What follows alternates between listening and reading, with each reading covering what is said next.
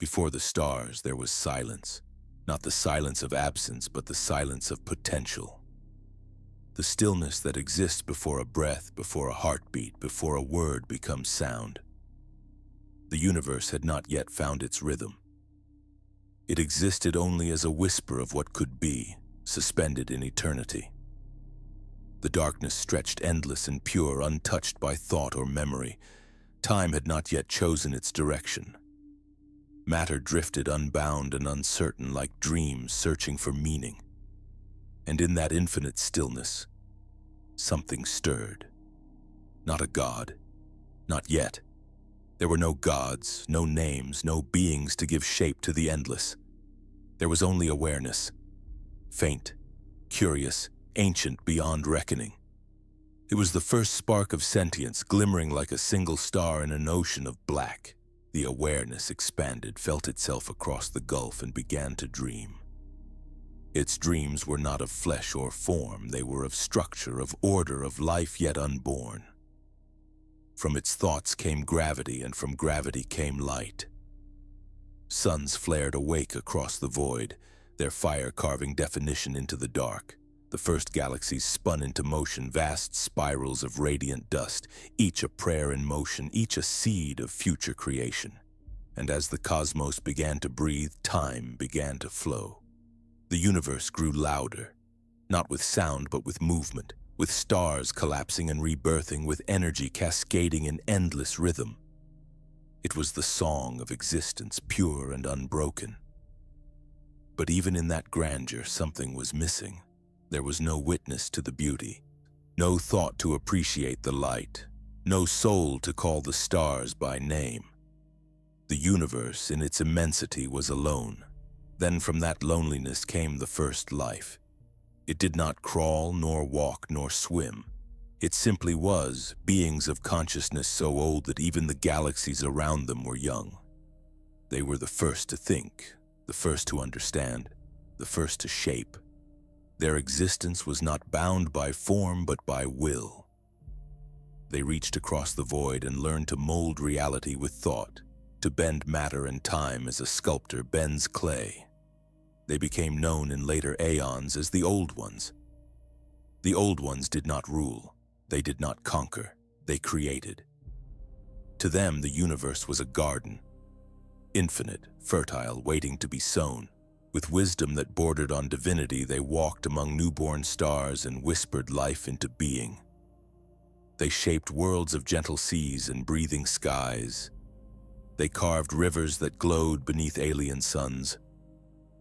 On each world, they left something of themselves, a fragment of purpose, a spark of curiosity. And from that spark, evolution began.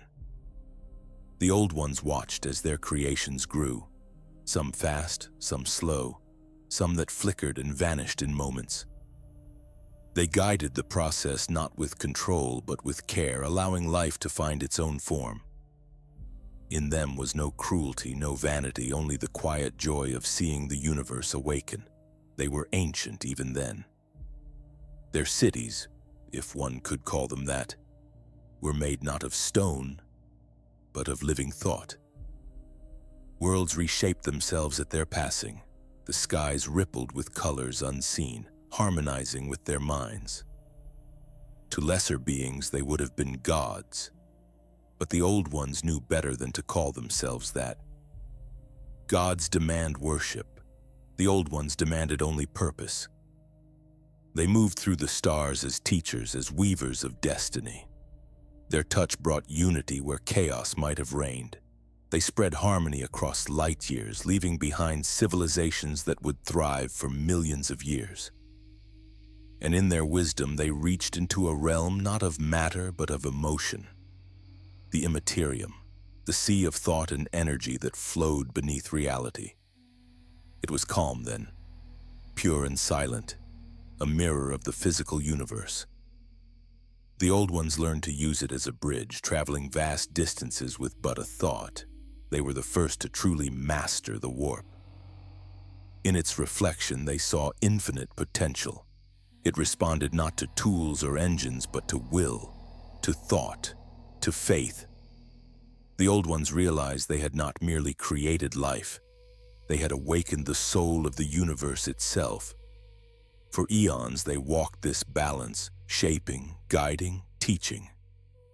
The galaxy became a living symphony, each world a note in an endless song of creation. But even in paradise there is the shadow of inevitability. For all things that live must change, and all that changes must one day fall.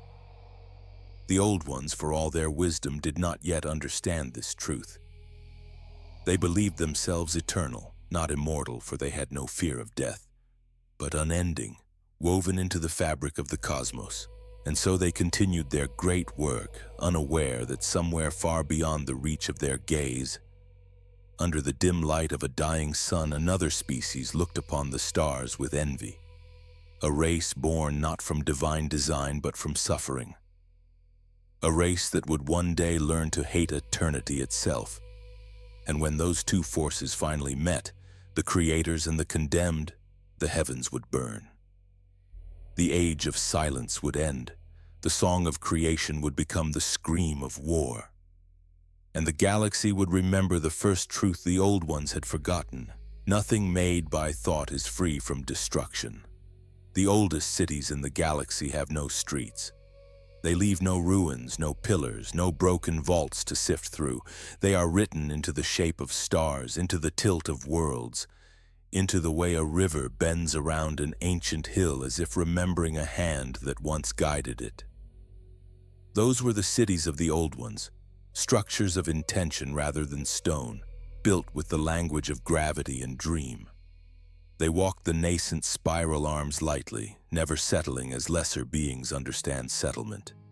Where they lingered, climates mellowed, continents found a kinder equilibrium, and oceans learned the patience of tides. On some worlds, the Old Ones came as rain that fell for 1,000 years. On others, as a pattern in the night sky that taught migrating creatures how to become more than instinct. They were gardeners of possibility, their tools an orchestra of subtle forces. Magnetism coaxed into music, sunlight braided through atmosphere until it changed the thoughts of those who breathed it. Life answered them. It began as most life begins, with hunger and light. Algae in sapphire shallows. Lichen clinging to red stone, invertebrates that pulsed with borrowed luminescence. They did not hurry it. Time to the Old Ones was not a road, it was a sea. They were content to ride its currents and nudge its waves, waiting for the first watchers to lift their eyes from the soil and wonder. Where the wondering began, the Old Ones came closer. They taught without language. They shaped myths within sleeping minds, the sort of myths that make a creature raise its young longer than the weather requires, or look at another species and see a partner rather than a rival. They set tests that could be passed only by cooperation, and in passing those tests, the once solitary learned to build. Some students were born to flame, the reptilian sages who would one day be remembered in fragmentary slates as the Slan, cold-blooded and patient, gifted with memories that spanned epochs. Their temples were less buildings than calendars written into jungles, lattices of cause and effect, ritual and resonance. From them, the art of speaking to reality like a friend rather than a master spread across warm worlds that breathed mist at dawn. Other students were engineered not from bone but from momentum. In places where creation risked stagnation, where contemplation would have smothered itself, the Old Ones introduced correction, a people whose thinking favored the kinetic over the delicate, whose minds simplified by intention what others overcomplicated by fear. They were the Krork before the galaxy learned to misname them, vast-boned and exuberant, bellowing like thunderstorms over plains of iron grass. They were not elegant. Elegance was not their job. They were stabilizers of a different kind, living shock absorbers for a cosmos that would otherwise shatter under its own contradictions. There were quieter students, too. Tinkerers with hands that spoke fluently to materials, beings whose curiosity ran in spiral loops around problems until solutions clicked into shape like vertebrae. The Old Ones did not give them manuals. They gave them wonder. In time, others would call those artisans the Jokero and misunderstand them completely, mistaking play for imprecision. The old ones never made that mistake. They knew that joy is the highest precision of all. On worlds of dusk and long summers, a people emerged gifted with empathy sharp enough to be seen, psychic color shimmering around thought like corona around a star. They learned to dance with the Imperium when it was yet a silent lake, their emotions clean and bright, their art indistinguishable from their architecture. The old ones did not so much create the Eldari as refine the instrument from which the Eldari would be played. The scale was already there in the lattice of their souls. The old ones tuned it. For the Imperium was their medium as much as space and stone. Before the fever of mortality boiled storms into that sea, the warp was a still mirror. To step into it, then, was to stroll across a perfectly frozen lake. One could see one's own mind reflected to the horizon and not be afraid. The old ones learned its strengths and weaknesses, its habit of answering will with shape, its distaste for cruelty because cruelty has no stable form to wear. They coaxed pathways through it that would not melt beneath the foot, corridors of law braided inside a realm of unlaw, lit by mnemonic lanterns that only understanding could ignite. Later ages would call that system the webway and pretend it was a door. The old ones knew it was a promise. They promised their students safety, asylum routes between newborn cultures, shortcuts that let thought and trade and kinship outrun famine and fear. They promised something subtler, too: continuity. A civilization could be interrupted by ice, by volcano, by war, but if it had a corridor that remembered it, it could bloom again from the seed it left in transit. So the old ones wove memory into their passages. They set guardians whose bodies were algorithms, whose minds were questions any violent intruder would fail to answer.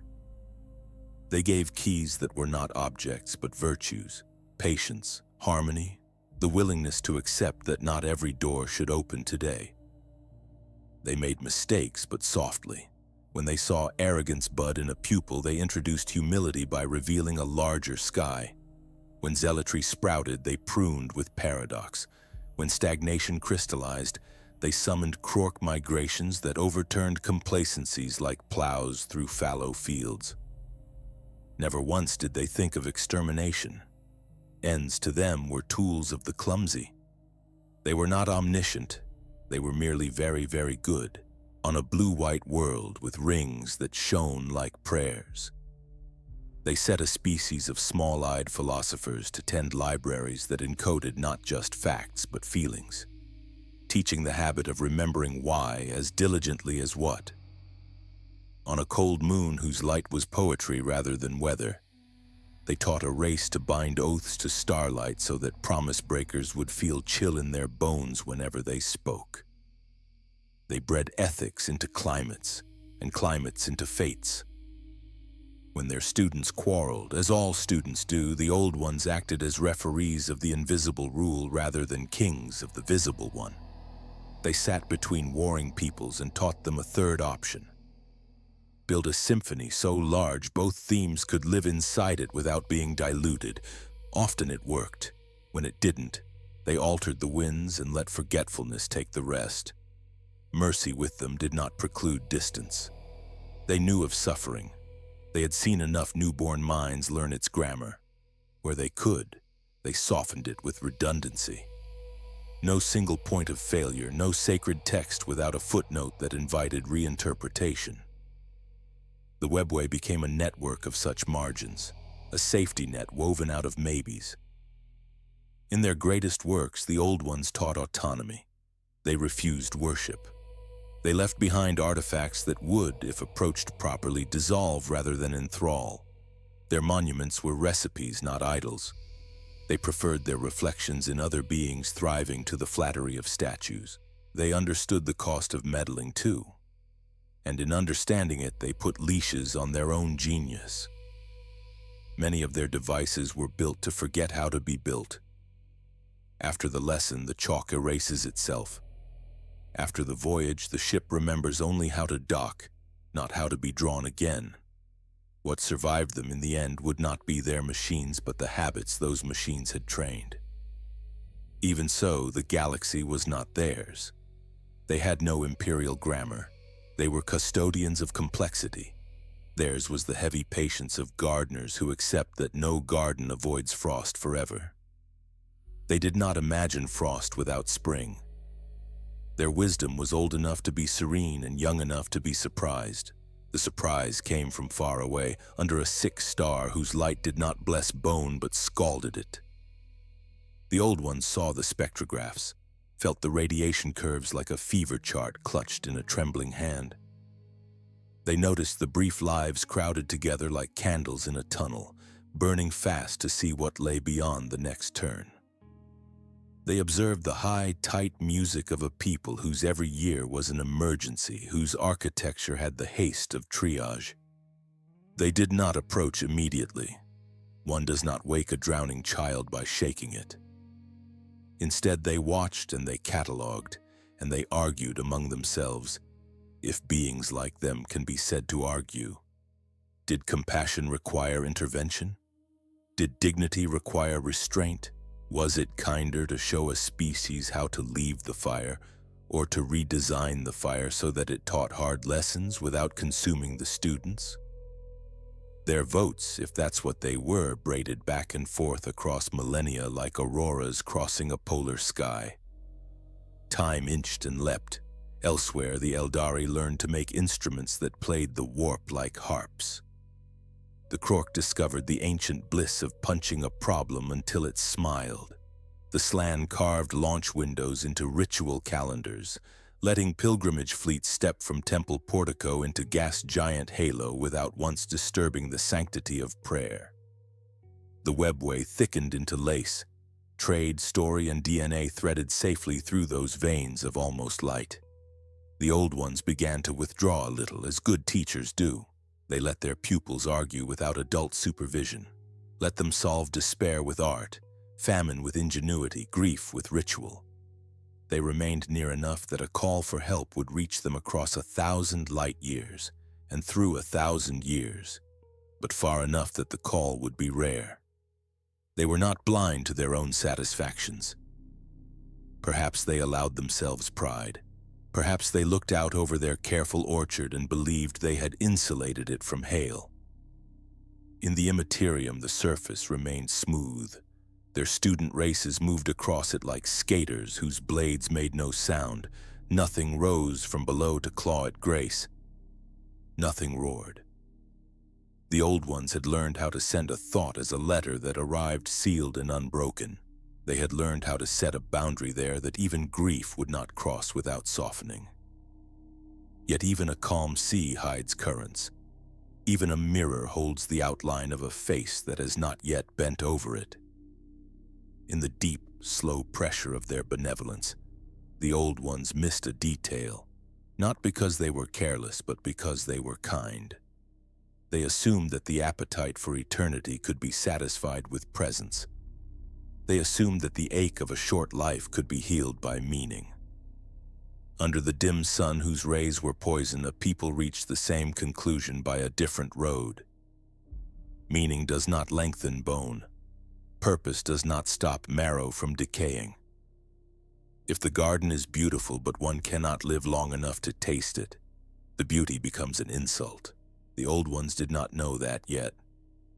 They moved on to the next world, to the next river bend that needed remembering, to the next star that wanted arranging into a pattern that would teach lovers when to look up.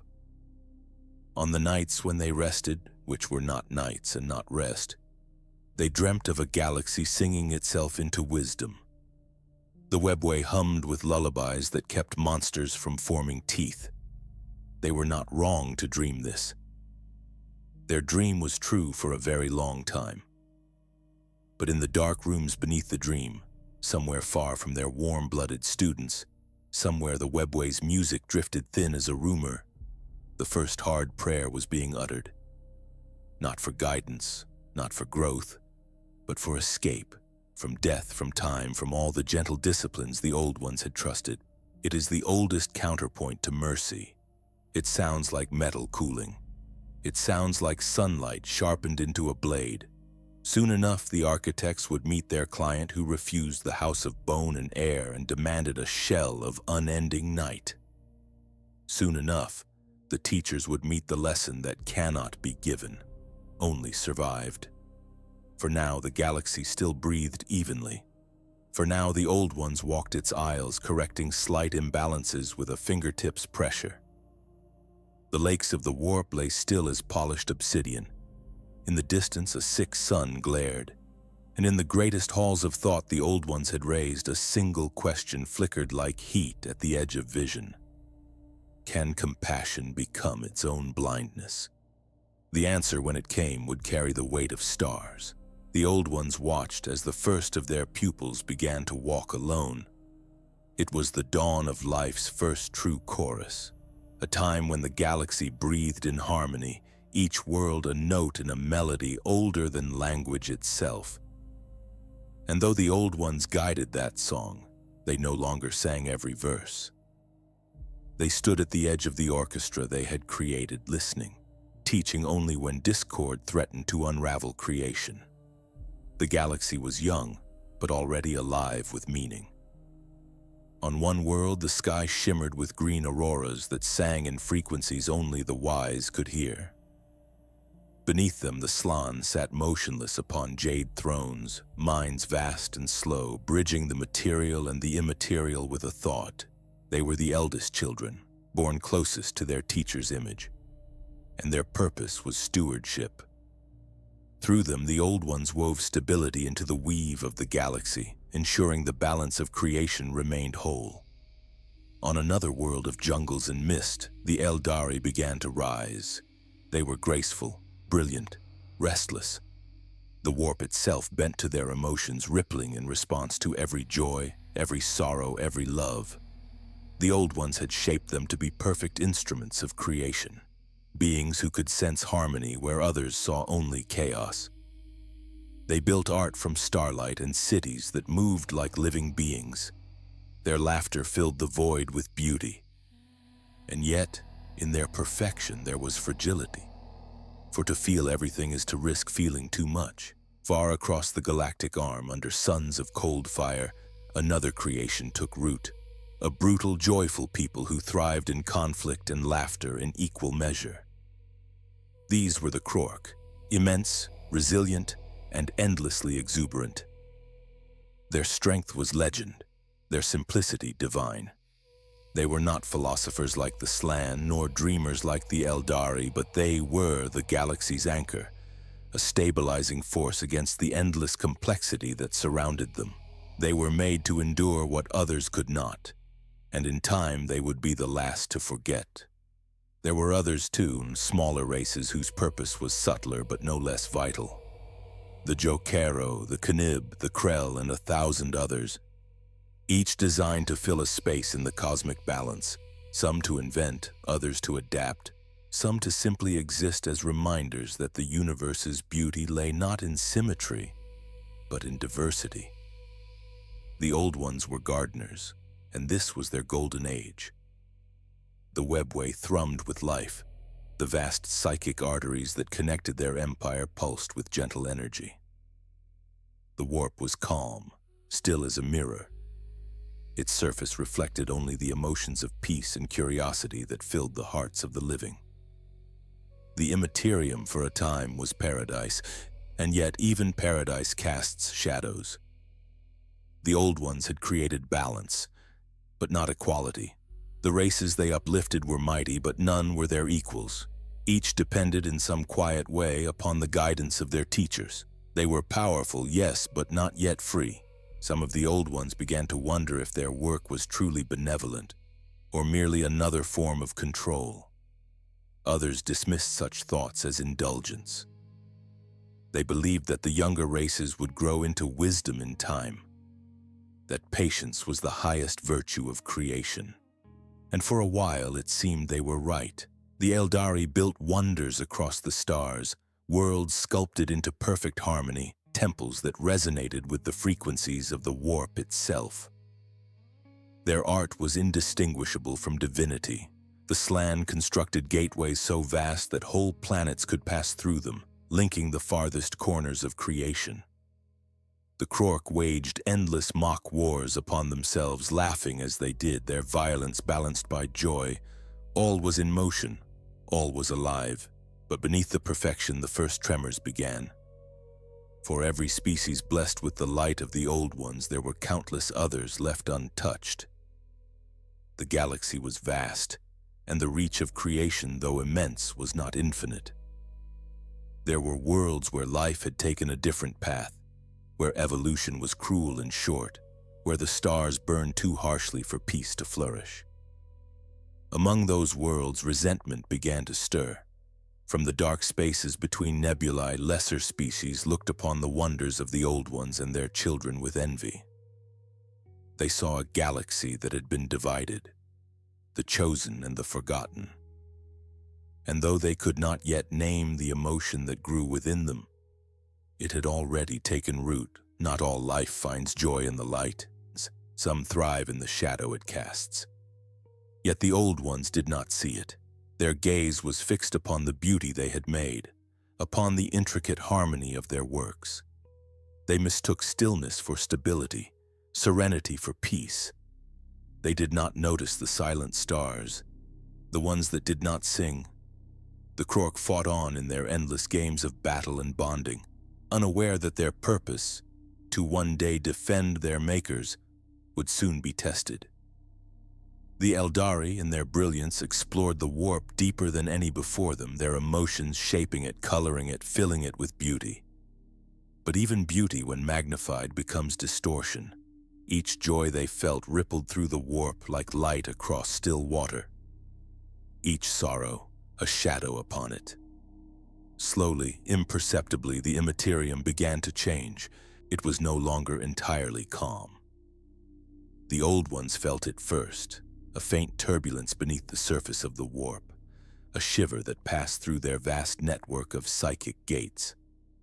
It was nothing alarming at first. They assumed it was a natural reaction, a resonance caused by the ever-growing population of their creations. But the Slann grew uneasy. Their meditations were interrupted by strange whispers, thoughts that were not their own. Echoes in the warp that carried no meaning, only emotion. Fear, jealousy, desire. They reported it to their masters, who listened, then smiled in their ineffable way. "These are but the byproducts of sentience," the Old One said. "Emotion is the proof that life thrives." The Slann bowed, but they did not find comfort in the words. They returned to their thrones and cast their minds deep into the Imperium. There, within the calm, they saw something vast, something sleeping. It had no form, no face, no intent, only potential. It was not evil, it was not good, it was the reflection of all that lived. And as more life filled the galaxy, it grew. But the Old Ones did not fear it. They had built the webway to withstand the tides of thought. They believed the warp would remain their servant, not their equal. They were wrong. The calm of creation could not last forever. The song of life had gained new verses, verses filled not with harmony but with longing. The forgotten species, the dying worlds, the short-lived and the unblessed. Their cries joined the symphony. And the universe, once pure, became something more complex. The first storm was coming. But before it broke, the architects would face their greatest test, a mirror they could not look away from. Far from their shining worlds, beneath a dying sun, another species was rising. Not blessed by the Old Ones, not guided by their hand. A people born in pain, their lives as brief as sparks. They were not builders. They were not dreamers. They were survivors. And though the Old Ones did not yet know their name, they would come to remember it for all eternity. The Necrontyr had awakened. In the black heart of a dying system, beneath a star that hated its children, a civilization rose in defiance of its own extinction.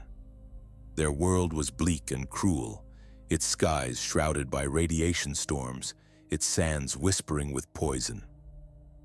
The light that fell upon it was not warmth, but suffering. This was the cradle of the Necrontyr, a race whose every heartbeat was a war against time. Their lives were short, their bodies frail, their existence steeped in decay. From birth, the Necrontyr bore the mark of their star's spite. Tumors bloomed in their flesh, their blood turned thin, their bones brittle. They were born old and died quickly, leaving behind little more than ash and memory. And yet they built. Perhaps because they suffered, they built with purpose. Their architecture defied the fragility of their flesh, vast monoliths of black metal that pierced the heavens like accusations. Their cities were mausoleums of geometry, beautiful and severe, built not for comfort, but for endurance.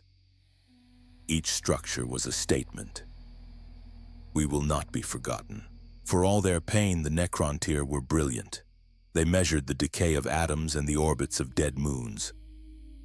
They charted the radiation winds that flayed their world and learned to predict the storms that would kill them. Their minds, honed by desperation, became razors. Their sciences advanced faster than their bodies could keep pace. They learned to conquer disease, to stave off hunger, to stretch life by years. But never enough. Their curse was woven into the fabric of their sun, and so they turned their gaze outward. If salvation could not be found beneath their own star, then they would find it among the stars of others. They forged ships of metal and fire, vessels that screamed as they left the poisoned skies of their home. Many did not survive the journey, their flesh blistered by radiation, their minds collapsing into madness.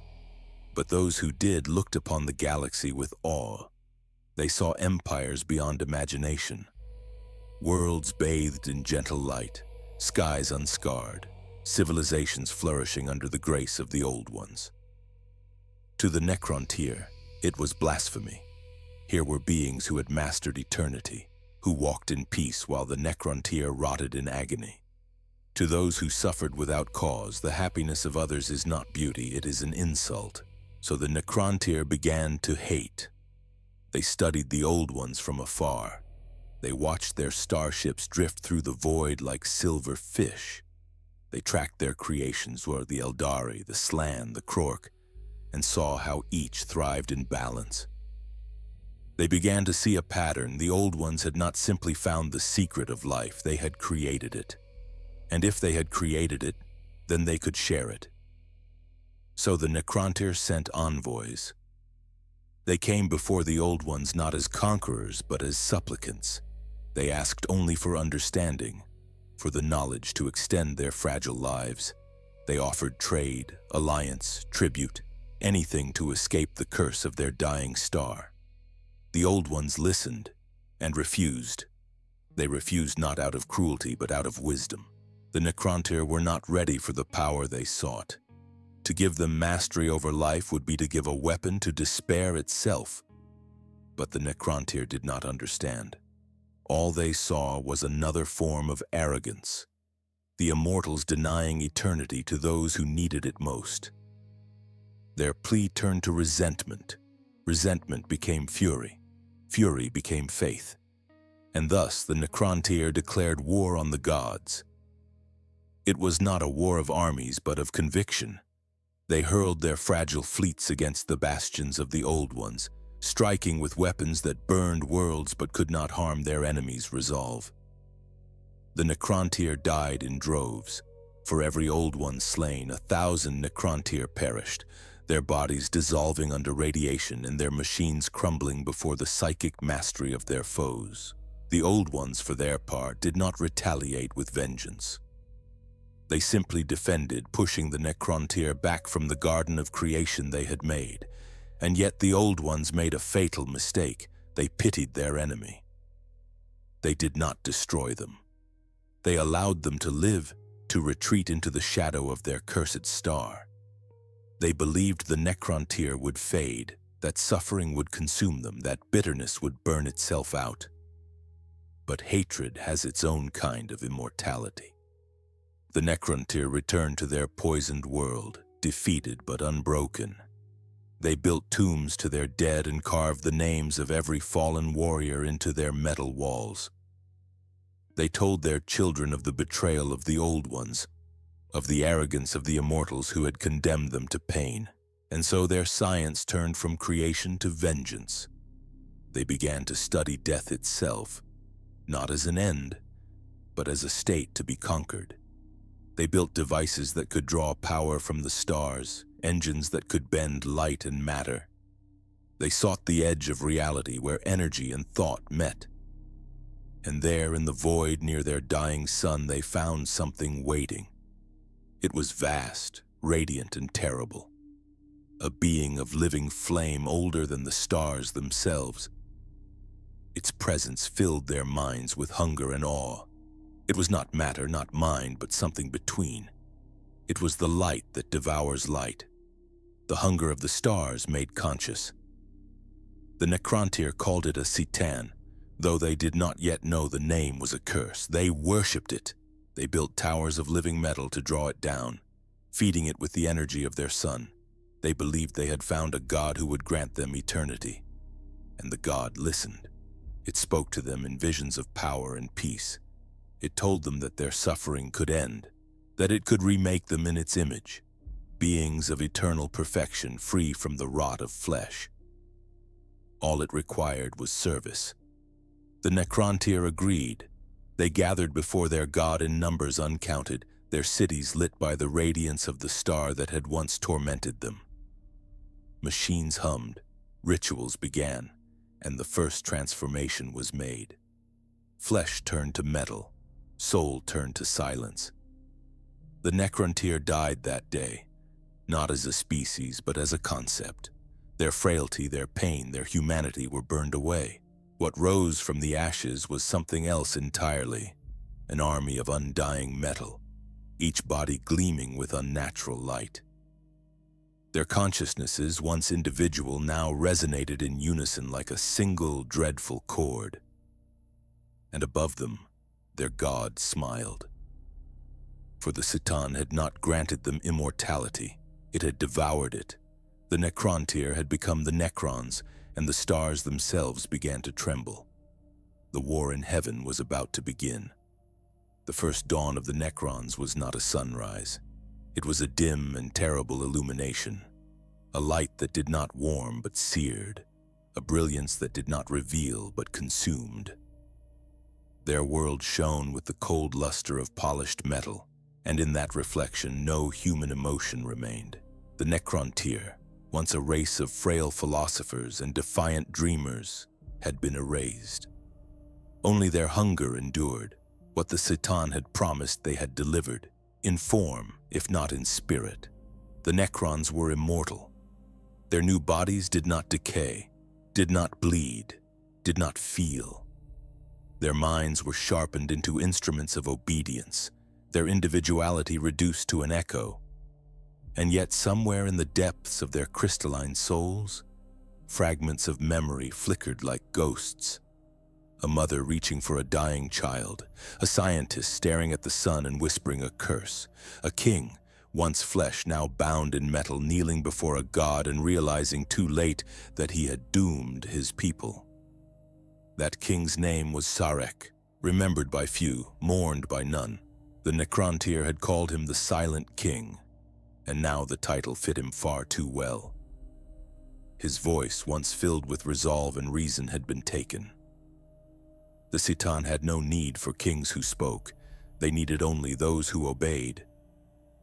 But deep within the hollow chambers of his mind, Zarek's will remained unbroken.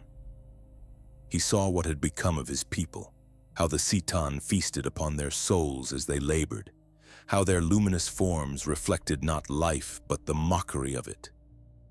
He felt the enormity of his mistake, an empire delivered into the jaws of eternity, and eternity revealed to be hunger. Still he could not act. Not yet. For the gods were awake now. Across the galaxy other XIII stirred, radiant colossi of energy and thought drawn by the echo of their kin's feast. The necrons raised vast pylons to the stars, summoning these beings into form.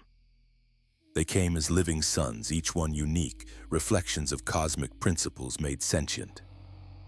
There was Niadrazath, the Burning One, whose body was a storm of solar fire. Azagorod, the Nightbringer, who embodied death itself. Mephitron, the Deceiver, whose words bent reality, and countless others, each a fragment of the universe given purpose. And under their gaze, the Necrons built an empire of unending night.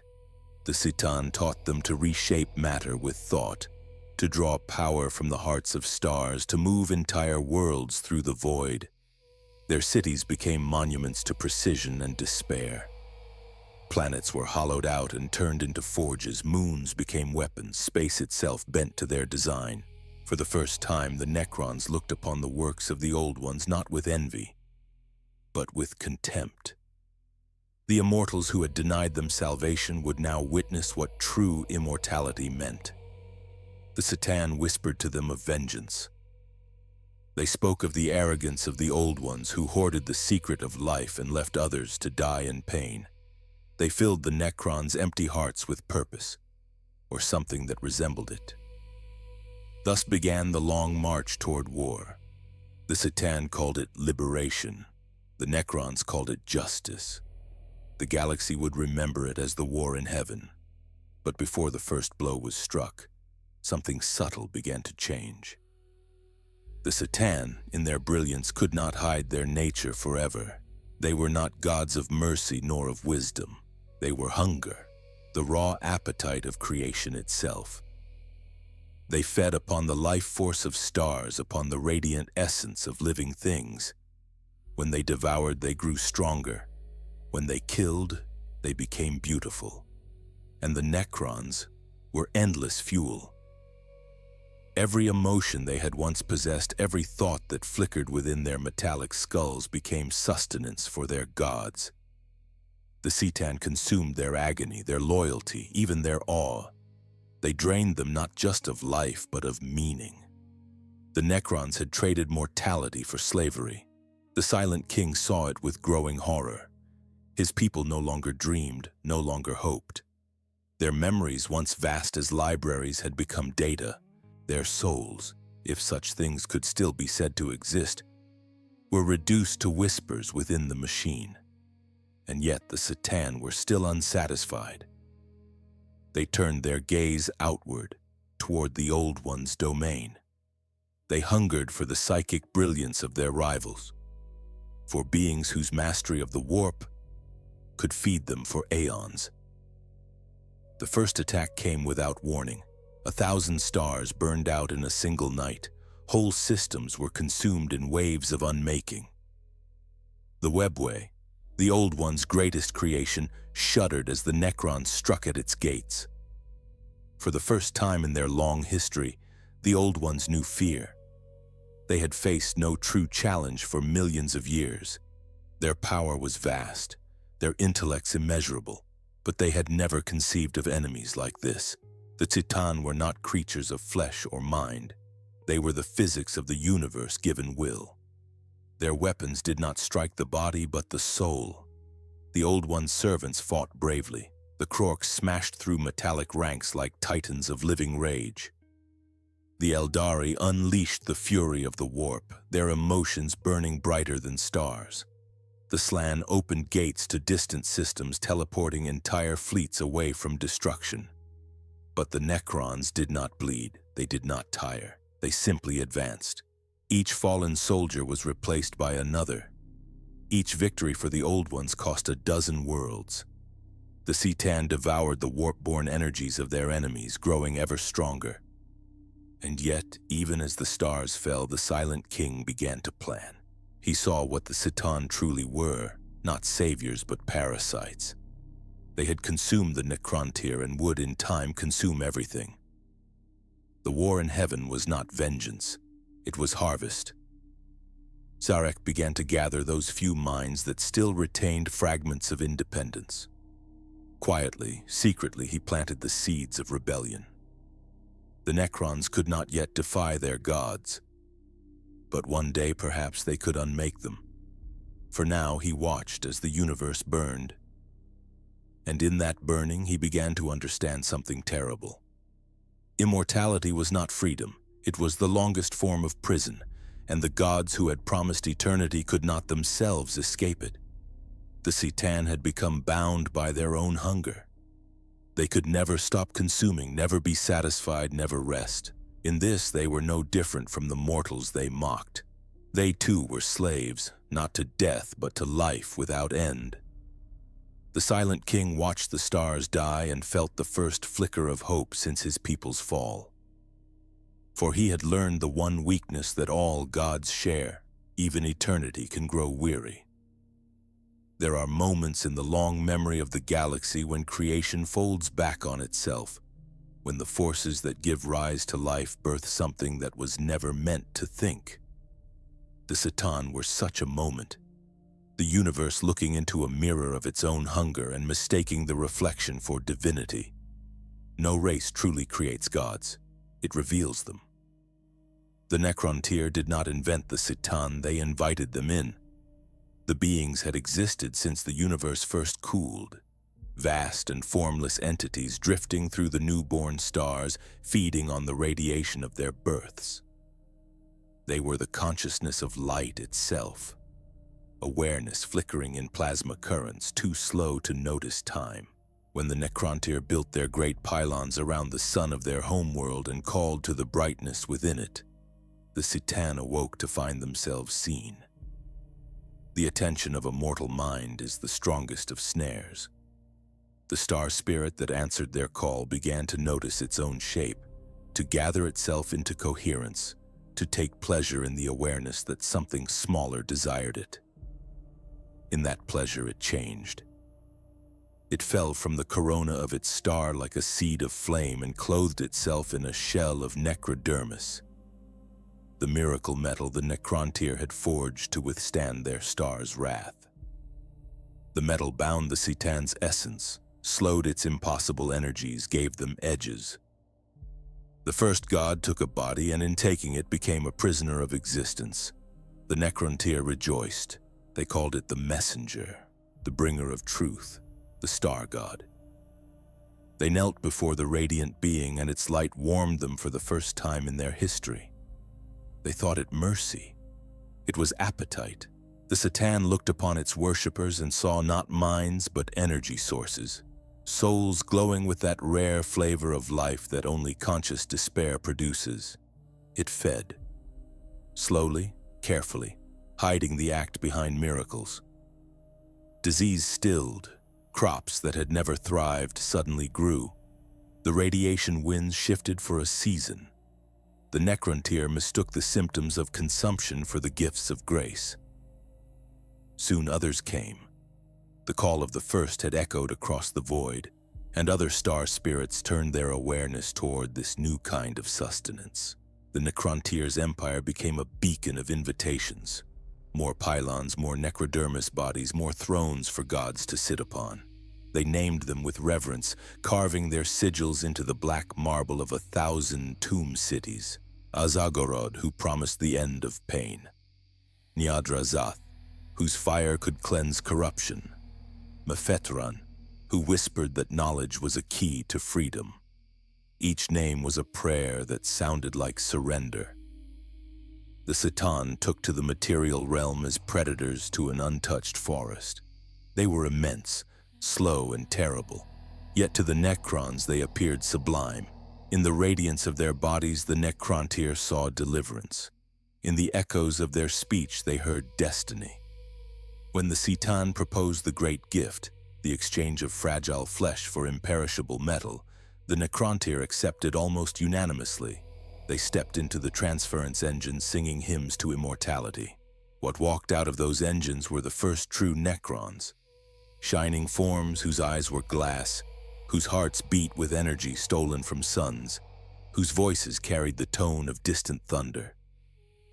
Their gods smiled, and in that smile the stars went pale. Across the empire, transformation became sacrament. The living queued in their millions to be unmade, chanting the silent king's name as reassurance. The process was agony compressed into a moment. Consciousness stripped, memories filtered, Emotions dissolved into the raw data of obedience. The C'tan feasted on each spark that flickered and died, savoring the flavor of release. Sarek watched it all. He had commissioned the process, believing it a mercy, a reprieve from the torment of mortality. Now he saw what the gift truly was. The immortality his people had received was hollow. The C'tan had eaten the part of them that could desire anything else.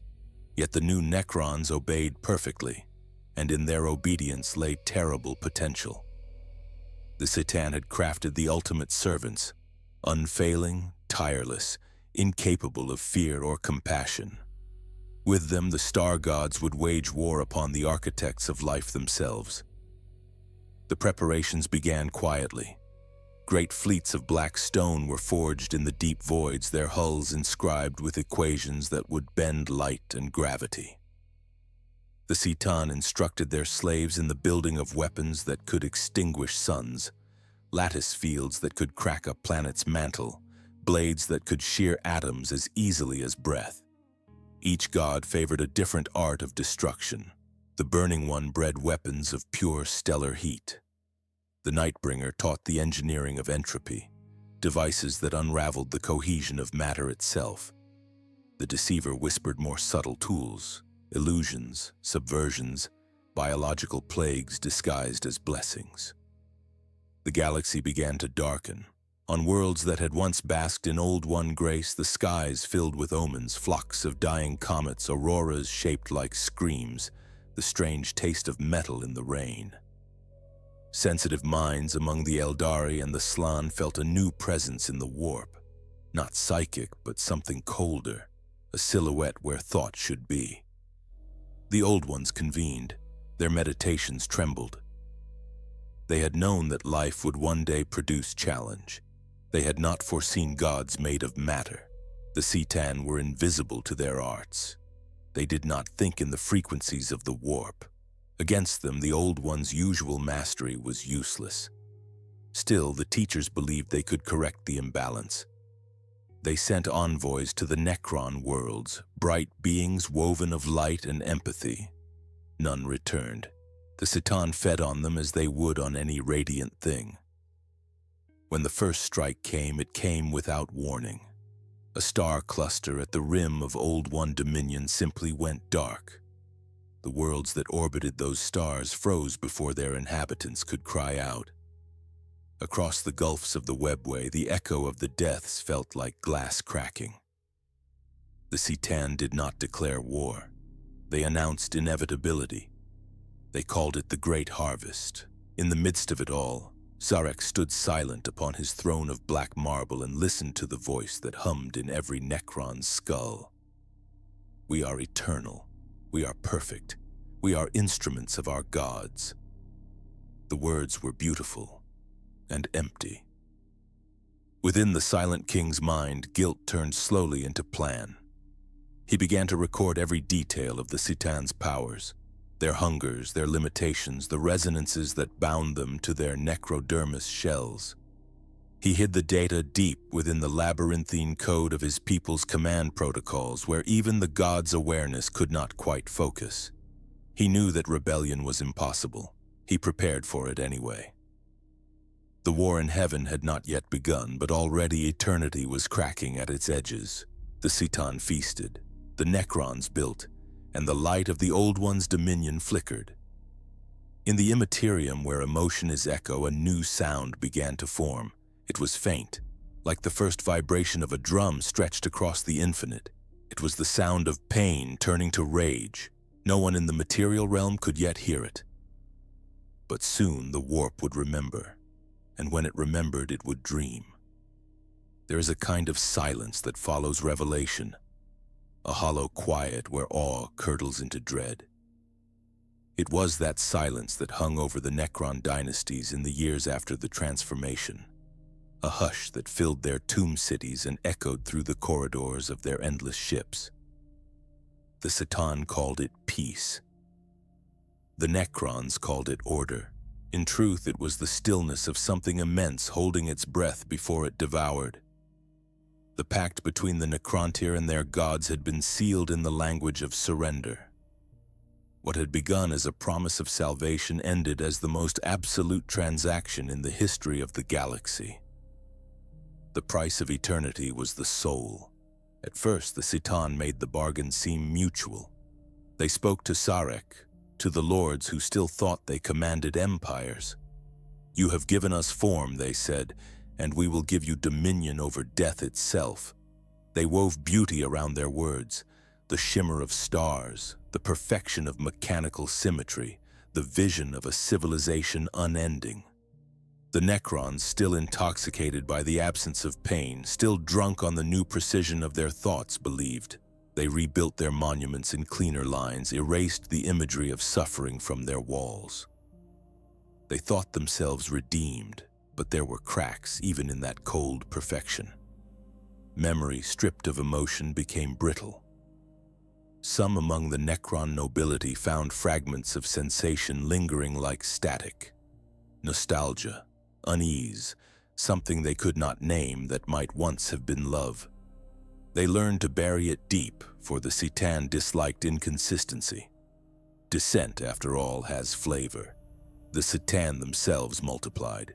Their hunger had found new instruments, and through the necrodermis shells the Necrons forged for them, the gods became individual. They took names and masks, each a facet of cosmic appetite.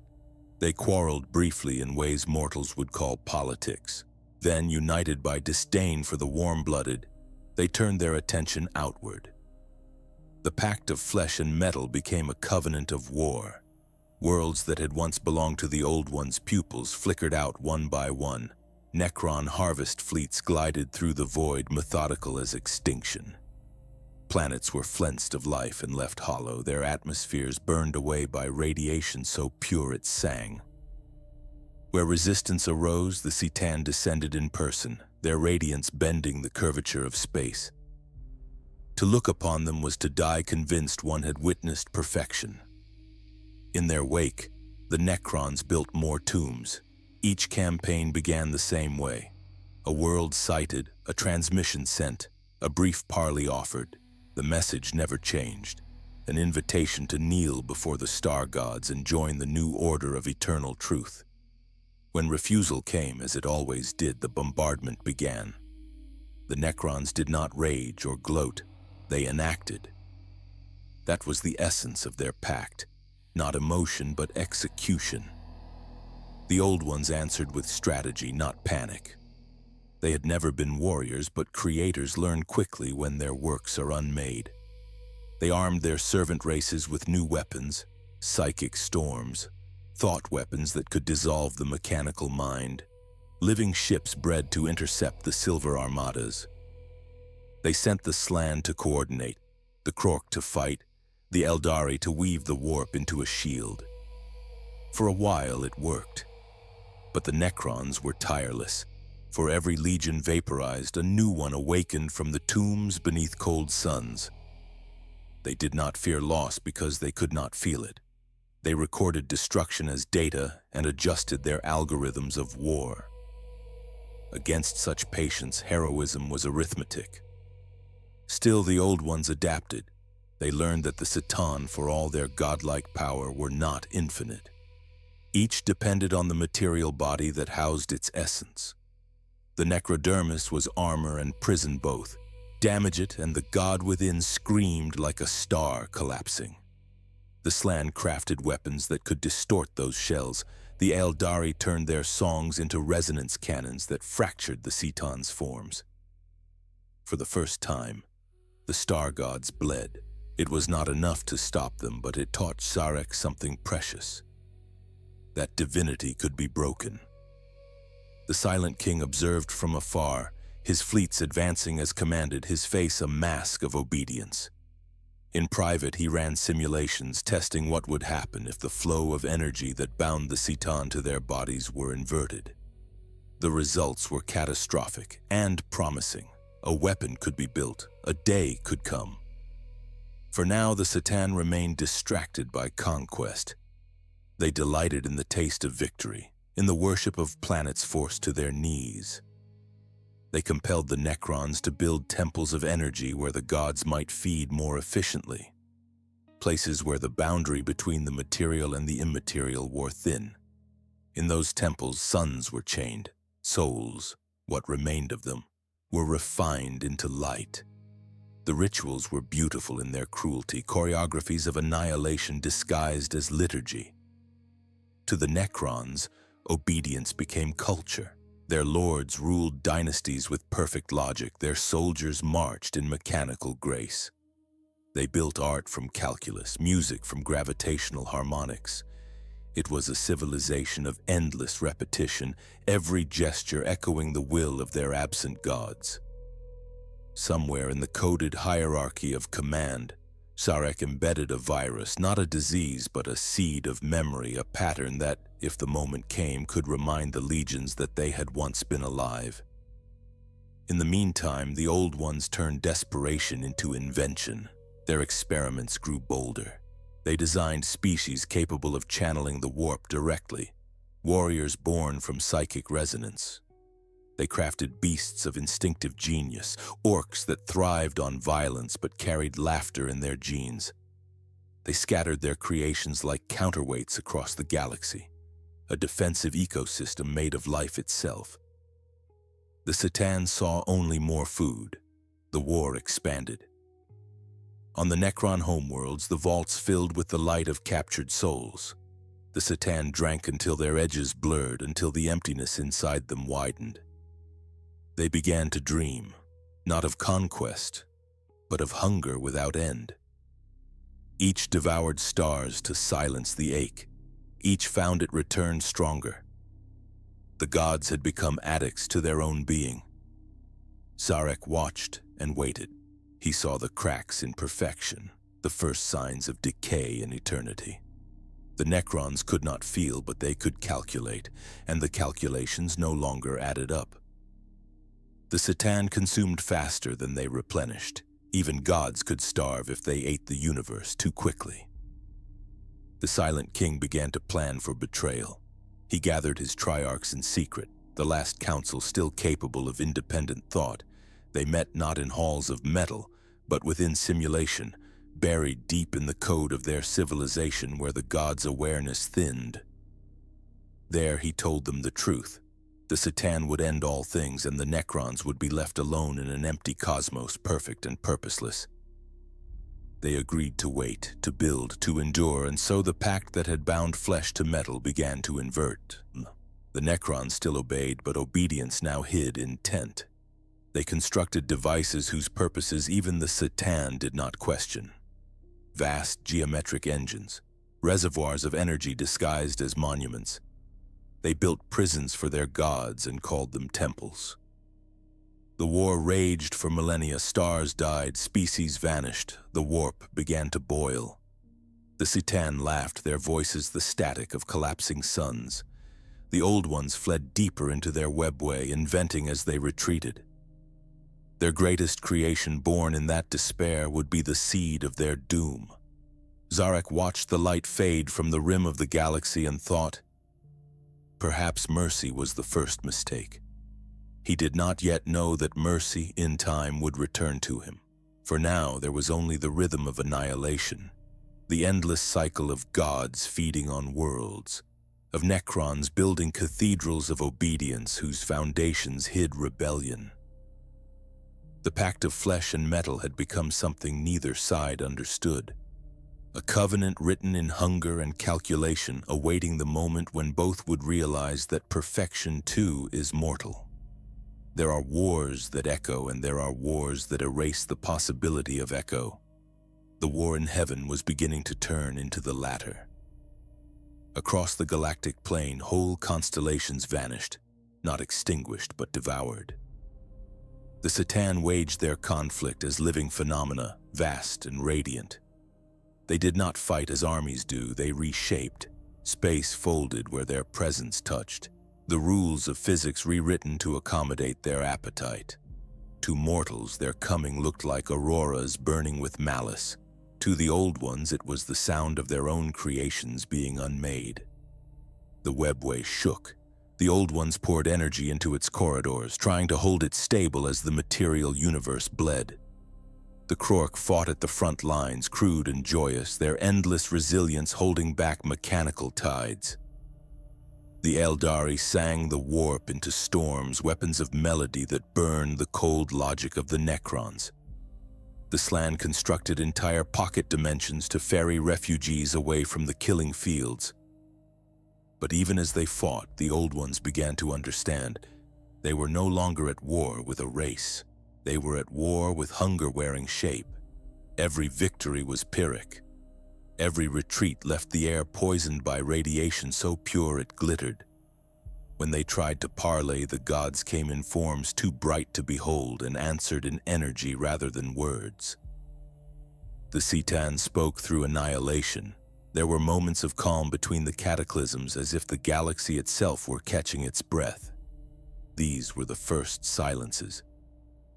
During those spans, years, centuries, minutes, depending on the perspective of the observer, whole sectors would fall still. The Necron fleets would cease their advance. The C'tan would drift in the void, their brilliance dimmed. The Old Ones mistook these pauses for exhaustion. In truth, the C'tan were feeding, digesting, dreaming. In one such silence, the Silent King walked alone through the corridors of his flagship. It was a palace the size of a continent, built from black stone and veins of pulsing light. The air vibrated with data streams, the heartbeat of a civilization that had forgotten what blood was. He stood before a vast viewport and watched a star being consumed by the Burning One. The C'tan's form was beautiful, terrible in its serenity. Tendrils of stellar plasma wound around its body, coiling like serpents of light. The star dimmed, its energy siphoned into the god's radiant chest. The process took hours, but Sarek knew that in cosmic terms it was the blink of an eye. He thought of the millions of souls his people had once been, their hopes, their prayers, their art. All of it now data, all of it now instruments for the consumption of suns. He whispered into the silence of his own mind, though no sound came. We have become a shadow cast by something that should never have been born. Around him, the systems hummed. The legions below remained still, their minds linked, awaiting orders. They did not question. They did not sleep. They simply existed, forever. Beyond the reach of his fleets, the Old Ones were adapting again. They had learned that the Necrons' gods, for all their magnificence, depended on matter. The C'tan were physical entities bound by the necrodermis shells that allowed them to exist. Damage that shell, and they could be hurt. Sever it completely, and they could be divided. So the Old Ones began to turn to new weapons, creatures bred not only for war but for endurance in both realities. They whispered to the warp, drawing from its still calm depths to forge species that could wield psychic energy as instinct. The first of these experiments would become legends, protoforms of beings that would one day be known as the Eldar, the Orcs, and others now lost to time. The galaxy, once a garden, was now a furnace of creation and death. During another silence, far from the war fronts, the C'tan convened. Their forms hovered around a dead star like deities at council. They spoke in bursts of radiation, in pulses of gravity, in languages no mortal could perceive. The Silent King was invited to witness, as were several Necron overlords, because gods like to be adored, even as they speak among themselves. The Nightbringer spoke first. The feast dwindles, it said. The Old Ones flee into cracks. The warp thickens. Their energy is spoiled by emotion. The Deceiver shimmered, his form flickering in colors not meant for eyes. Spoiled? It ferments. The warp ripens into power we have yet to taste. The Burning One roared in laughter, a sound like the detonation of worlds. You would dine on thought, on madness, you risk dissolution. Perhaps, the Deceiver answered, but the banquet of matter grows thin. We are gods. Gods must eat. Sarek understood none of their speech in the way mortals understand words, but meaning seeped into him like radiation. The gods were restless, they feared scarcity, they feared change, and that fear was new. When gods learn fear, they begin to die. After that council, the war resumed, fiercer than before. The C'tan devoured entire systems simply to quiet their anxiety. The necrons followed, dutifully harvesting what remained. In the Imperium, the consequences began to gather weight. The warp's once still waters churned under the pressure of agony and awe. The deaths of billions were emotions given mass. The souls of the slain, denied passage by the C'tan's hunger, had nowhere to go but inward, into that psychic sea. The warp began to swell, to breathe. It was becoming aware. The old ones sensed it. They realized too late that their refuge, the realm of thought they had once used as a bridge between worlds, was changing into something hostile. The emotions of the dying were reshaping it into storms. The silence of creation was ending, replaced by whispers that grew louder with each atrocity. The first silence shattered when the gods began to turn on each other. It happened quietly at first, as all betrayals do. The C'tan had gorged themselves on creation for so long that even their infinite patience had worn thin. The deceiver sowed mistrust. The Nightbringer, offended by deceit, devoured lesser star gods in retaliation. Nyadrazzath, enraged, split into fragments of flame that consumed entire fleets. The sky became a theater of godfire. The necrons obeyed whichever voice reached them first. Fleets turned upon fleets. The mechanical ranks slaughtered one another with no understanding of why. Systems that had been harvested were harvested again for the sake of proving loyalty to one god over another. The Silent King watched as his empire cannibalized itself. He saw opportunity within ruin. He began to act. He reactivated forgotten legions buried on distant tomb worlds, forces whose command codes he alone controlled. In their programming, he concealed new instructions. When signaled, they would not fight the old ones nor each other, but the C'tan themselves. He knew the cost would be catastrophic. He also knew there was no other way. The necrons had built the C'tan's bodies. They could unbuild them. And so, in the pauses between cataclysms, Sarek prepared his rebellion. He gathered knowledge, allies, and weapons built not for conquest, but for execution. The first silence was over. The galaxy would never know quiet again. It was the beginning of the end, for gods, for teachers, for everything that had dared to believe in eternity. The war did not begin with a declaration. It began with the sound of stars dying. Across the galaxy, suns flickered and went out, their light devoured by entities that shone brighter still. The heavens burned with the signatures of weapons that could unmake atoms and thoughts alike. Worlds shattered before their inhabitants understood they were at war. The old ones, for all their wisdom, had never faced anything like this. They were creators, not conquerors, gardeners of life, not wielders of death. Their civilization spanned light years, yet their strength lay in patience, in balance, in peace. The C'tan and their necron hosts brought something else entirely: precision without mercy, immortality without empathy. This was not war as the old ones had known it. This was correction. Entire ecosystems were erased to make way for metallic order. Living skies filled with webs of geometric light as necron fleets advanced in perfect formation. Moving as one mind under the command of gods who no longer spoke in words, but in hunger. Every act of annihilation was beautiful, cold, precise, and terrible. The old ones struck back as best they could. They opened the webway gates and unleashed storms of psychic power that tore reality into ribbons.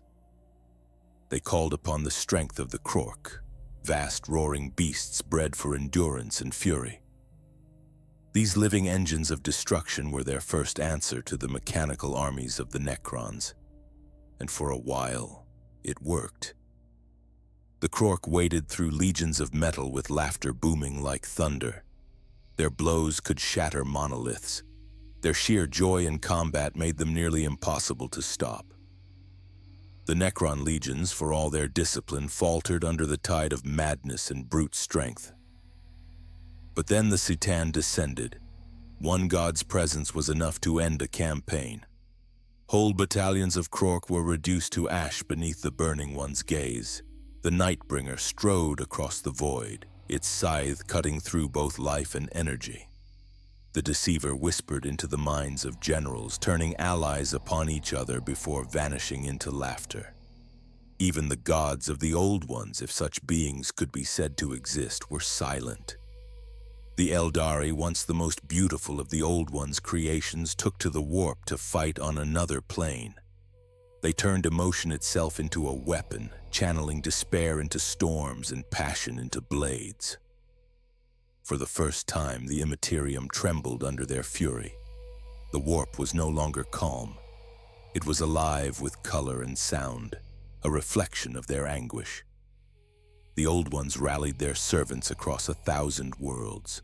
The Slann constructed psychic fortresses, planets that glowed like stars from within.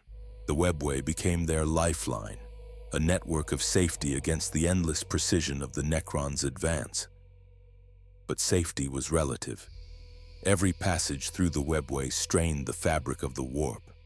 Every death, every sorrow, every scream left a mark. The warp began to change. It grew turbulent, unpredictable, alive. Emotions became storms. Rage became lightning. Sorrow became gravity. The Imperium had been a mirror. Now it became a sea. The Old Ones did not yet realize what they were creating, but they could feel it. The weight of something stirring beneath reality, something vast and formless that fed on thought. For the first time, they began to fear their own reflection. Meanwhile, the XIII's hunger grew ever more uncontrollable. They were no longer united in purpose. Each god sought its own dominion, its own flavor of sustenance. They feasted not only upon the souls of the dead, but upon each other. The Deceiver whispered betrayal. The Burning One grew impatient. The Nightbringer sought to feed on its kin. The heavens became a battlefield, not of armies, but of gods. The Necrons obeyed whichever voice reached them first, their fleets turning upon one another as their masters' feuds bled into reality. Galaxies burned. The light of creation dimmed. The Old Ones watched in horror as their universe became the stage for a divine civil war. And in that chaos, the Silent King moved. Zarek had waited millennia for this moment. His legions, programmed to obey commands even the XIII could not perceive, activated in perfect silence. Across 1,000 tomb worlds, ancient engines flared to life, their purpose hidden for eons. The XIII's prisons were ready. Forged from the same necrodermis that gave the star gods form, these devices were designed not to destroy but to divide.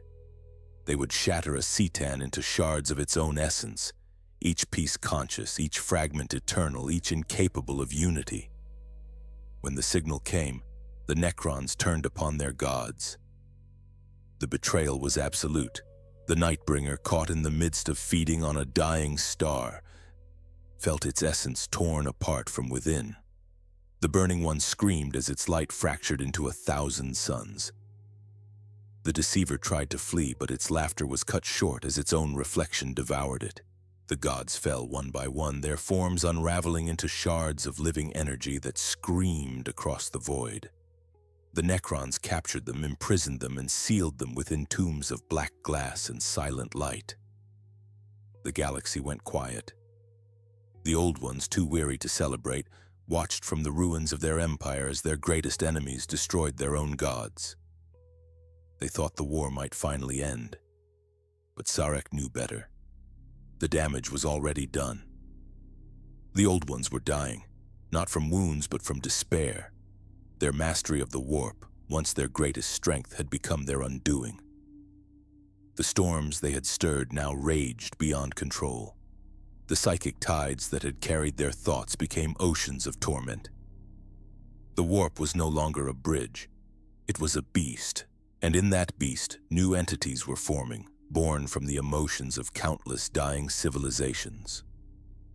Where the old one's compassion had once ruled, now fear began to coalesce. Where their wisdom had once shone, now envy took form. Where their creations had loved, now hatred began to breathe. The first whispers of chaos stirred. The old ones, broken and fading, realized the truth too late. The war in heaven had not ended with the fall of the XIII. It had only changed shape. They had defeated hunger but birthed madness. Zarek looked upon what remained, a galaxy of silence, stars dimmed by ash, the voices of the XIII still echoing from their prisons, and felt something like sorrow. But the emotion was hollow, distant, like the echo of a song half remembered. He had freed his people from the gods, but not from themselves. And so he gave one final command. The Necrons, their duty complete, would sleep. They would bury themselves beneath the worlds they had scorched, entomb their fleets in the void, and wait for the galaxy to heal. One day, Sarek believed life would return. The stars would sing again, and when they did, perhaps the Necrons could wake, not as conquerors, but as witnesses. He did not know that the next song the galaxy would sing would be one of corruption, of chaos, of endless war. But even the Silent King could not see that far ahead. For now there was only silence. The first war in heaven was over, and eternity once again began to dream. There are ends so vast that they cannot be felt until long after they have happened. The fall of the old ones was such an end, too immense for comprehension, too quiet for victory songs. When gods die, they do not crash to the ground. They fade from the pattern of the universe like light receding from the edge of memory. In the beginning, the old ones had believed themselves eternal. They had seeded life across the stars, shaped the very flow of the Imperium, and built a civilization that transcended the limits of time. They were the architects of destiny, their thoughts capable of reshaping planets. But even architects grow weary of their own perfection. The war in heaven had not merely exhausted them, it had eroded the foundation of their existence. For millions of years they had drawn their strength from the warp, that serene reflection of reality. But the serenity was gone. The emotions of billions, the deaths of trillions had turned the Imperium into a storm of madness. What was once calm and responsive had become volatile, hungry, unpredictable. When the old ones reached into the warp for power, it now bit back. Their webway, once the grand artery of creation, became fractured. Portals that had been stable for millennia twisted into nightmares. Whole fleets vanished into its depths, never to emerge again. Messages were lost, colonies cut off, and still the war raged. The Necrons, no longer guided by the XIII, continued their campaign of extermination with mechanical precision. To them, the purpose of the war no longer mattered. The command codes written eons ago still pulsed through their circuitry, instructing them to cleanse, to perfect, to end. The old ones fought on. They fought not as gods now, but as survivors. The Slan wove their psychic energies into webs of defense, holding entire star clusters against the endless tides of metal.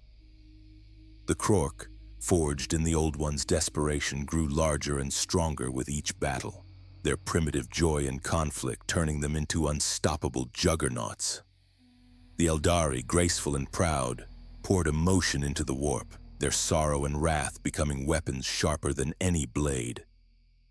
Yet for every world defended, 10 were lost. For every victory, 1,000 defeats. The old ones had built their empire on connection, through the webway, through the warp, through the shared song of life. Now those same threads betrayed them. Every psychic beacon, every telepathic bond became a doorway for corruption. The more they tried to fight, the more the Imperium consumed them. Their creations began to fall. The Eldari's psychic strength, once a gift, became a curse. Their emotions resonated too powerfully with the newly awakened warp. The pain of a single death rippled into storms that consumed worlds. Their visions became nightmares. The gods of chaos, still forming, fed upon their beauty, their sorrow, their endless yearning for perfection. The Krork, born to be weapons, began to forget they were ever anything else. Their intelligence eroded, leaving only the instinct for war. Their bodies adapted, growing stronger and simpler, their minds bound to the joy of battle. The Old Ones had designed them to be protectors. Instead, they became the seed of something uncontrollable. The Orcs, creatures of endless violence and endless laughter, born from divine desperation. The Slann, wise beyond measure, saw the pattern before it was complete. They understood that their creators were dying, not through defeat but through entropy. The Old Ones' harmony was unraveling. The laws that had once held their civilization together were collapsing under the weight of unrestrained emotion. The Slann tried to intervene. They sought to stabilize the warp, to heal the tears between realities, to calm the psychic storms, but the damage was too great. Their meditations were drowned in the screaming tides of the Imperium. Their temples crumbled, their prayers went unanswered. And still, the Necrons came. They moved with the inevitability of extinction. Their fleets glided through the darkness like blades of obsidian light. Their weapons burned with energies that unmade molecules that erased souls. The Old Ones had once believed that death was a transformation, that life would always find another form. The Necrons taught them otherwise. Worlds that had once sung with life were stripped bare, oceans boiled, atmospheres burned, biospheres vaporized. The Old Ones' cities, once built from light and thought, were reduced to dust. For the first time in their long existence, the Old Ones learned the meaning of finality. Sarek, the Silent King, watched from afar. His rebellion against the Satan had left him triumphant yet hollow. He had freed his people from their gods, only to realize that they had become the gods' reflection, eternal, unfeeling, relentless. He ordered the continuation of the war, not out of malice, but because there was nothing else left to do. The Necrons could not stop. They could only fulfill their programming, to perfect the galaxy through eradication. The Old Ones were not slain in a single battle.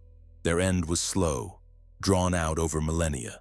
Each defeat weakened their hold on reality. Each loss of a world or species chipped away at their strength. They retreated deeper into the webway, building sanctuaries of pure thought, hoping to outlast the storm they had unleashed. But the warp followed them even there. The once stable corridors twisted into labyrinths of nightmare. The Old Ones' minds, attuned to the psychic realm, could no longer distinguish between reality and illusion. Their wisdom curdled into madness.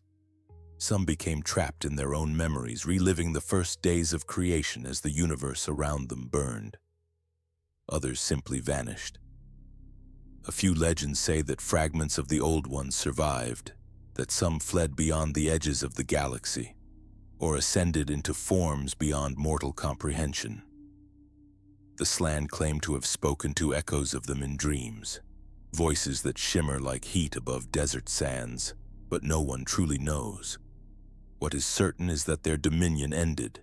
Their empires fell silent, the webway dimmed, the stars they had tended no longer sang, and in their absence the galaxy was left to the children they had made. Some wept, some raged, some adapted. All were changed. The death of the Old Ones did not bring peace. It brought imbalance. Without their guidance, the forces of creation and destruction no longer danced in harmony. The warp, once their tool, now moved of its own accord, swelling with emotion until it began to birth entities of its own. The first true warp storms began to tear across the galaxy. Whole sectors vanished in psychic tempests that raged for centuries. The borders between reality and thought blurred. The few remaining Old Ones, if any, could do nothing but watch as their masterpiece, the living galaxy they had built, became a chaos of fire and sorrow. Their time had ended, and with it ended the first age of wisdom. The war in heaven was not only the death of gods and races, it was the death of innocence. It was the moment when the universe ceased to be a creation and became a battlefield. And from the ashes of that war, something vast was beginning to awaken. The warp was no longer content to reflect. It was learning to act. The emotions of the slain had coalesced into will. The first shapes began to form in its depths, shadows with purpose, hunger with names. And soon the galaxy would learn that the death of gods is never the end. It is merely the making of new ones. In the long shadow of the old ones' fall, silence reigned, but it was not peace. The galaxy was littered with the corpses of gods and civilizations, the broken shells of once living worlds drifting like bones in a dark ocean. Yet within that silence, something stirred. It was not born of matter nor light nor any law of physics. It was born of feeling. The warp had been the old one's greatest gift to the cosmos, a sea of pure thought and emotion, a mirror that reflected the hearts of the living. But the mirror had cracked, and now those cracks began to bleed. Every scream, every act of despair, every flicker of hate that had echoed across the war in heaven had flowed into that psychic ocean. For millennia, it had absorbed everything without protest. But the tides were rising. The pain of creation had reached critical mass. And the warp began to remember. What it remembered was us. Not us as any single race, but as the collective voice of the living. The billions who had lived and died, who had feared, desired, hated, and loved. Their emotions, magnified by the deaths of entire species, began to condense into something new. Will. The warp was no longer a reflection. It was a womb. And the first things it birthed were not gods in the way mortals understand them. They were shapes without faces, thoughts that had grown claws, ideas that hungered to exist. They drifted through the Imperium like predators made of color and sound, feeding on the emotions that had created them. In time, they learned to grow. From hunger came domination. From fear came cruelty. From despair came decay. From the galaxy's first collective lie, the belief that power could end suffering, came chaos. The entities that rose from that storm were not yet the gods we would come to know. They were still forming, still learning the art of identity. They had no names, no limits, only the instincts of the emotions that birthed them. But their growth was inevitable, because the universe would never stop feeling. The Eldari, in their grief and passion, fed the earliest whispers of Slanesh, though that god would not truly awaken until millions of years later. The endless wars of survival kindled the embers of corn, the spirit of rage made flesh. The schemes and betrayals of the surviving races gave shape to XIII, the changer of ways, and the slow rot of hopelessness that spread through the ruins of fallen worlds. Nurtured Nurgle, the god of entropy who found beauty in decay. But these were still children, infant storms growing in a sea of blood and light. The warp was alive now, and it would never sleep again. Across the physical realm, its storms began to manifest. The skies above countless worlds tore open with veins of impossible color. Time twisted, space folded back on itself. Planets vanished into rifts of living madness. The old ones' remaining strongholds, hidden deep within the webway, felt the tremors. The Slan could no longer hold their meditations. Their thoughts echoed back to them as laughter.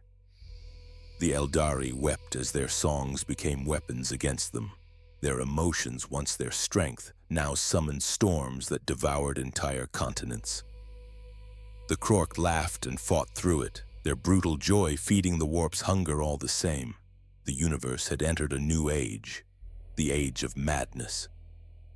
The Necrons, for their part, watched from the shadows of their tomb worlds. They had no souls to lose, no emotions to feed the storm. The warp did not touch them. For the first time in history, they were truly free, not from death, but from chaos. The irony was exquisite. The soulless had become untouchable, and the living had become prey. Zarek, the Silent King, understood the magnitude of what was happening. He saw the warp not as a threat to his people, but as a wound in the fabric of creation, a wound that would never heal. The galaxy was becoming divided, not between races, but between realities. The physical and the immaterial were no longer allies. They were predators. He realized then that the war in heaven had been more than a conflict between species. It had been the moment the universe itself had learned to suffer.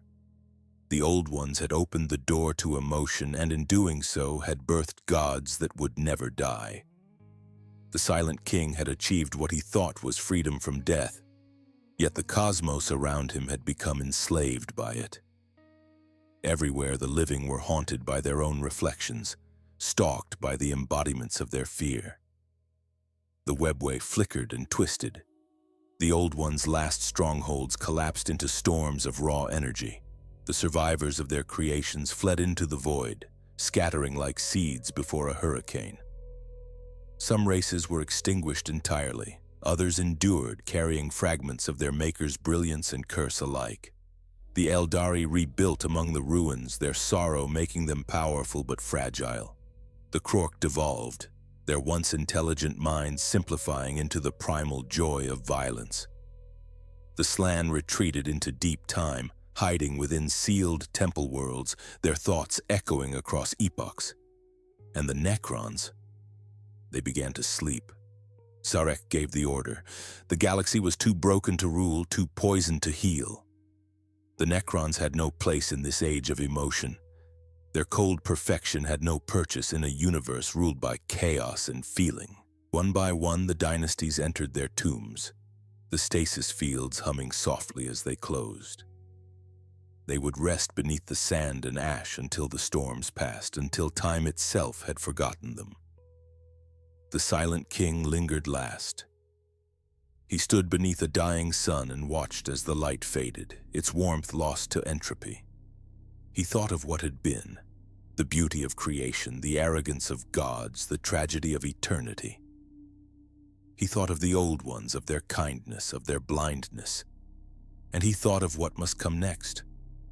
Before departing, he ordered his fleet to scatter, to drift beyond the rim of the galaxy, to hide where even chaos could not reach. He vowed to wander the void, to bear witness to the consequences of the war he had helped begin. And as the last light of the sun vanished behind the tomb world horizon, the galaxy exhaled. The war in heaven was over, but the universe had been remade. No longer a place of peace, no longer a garden.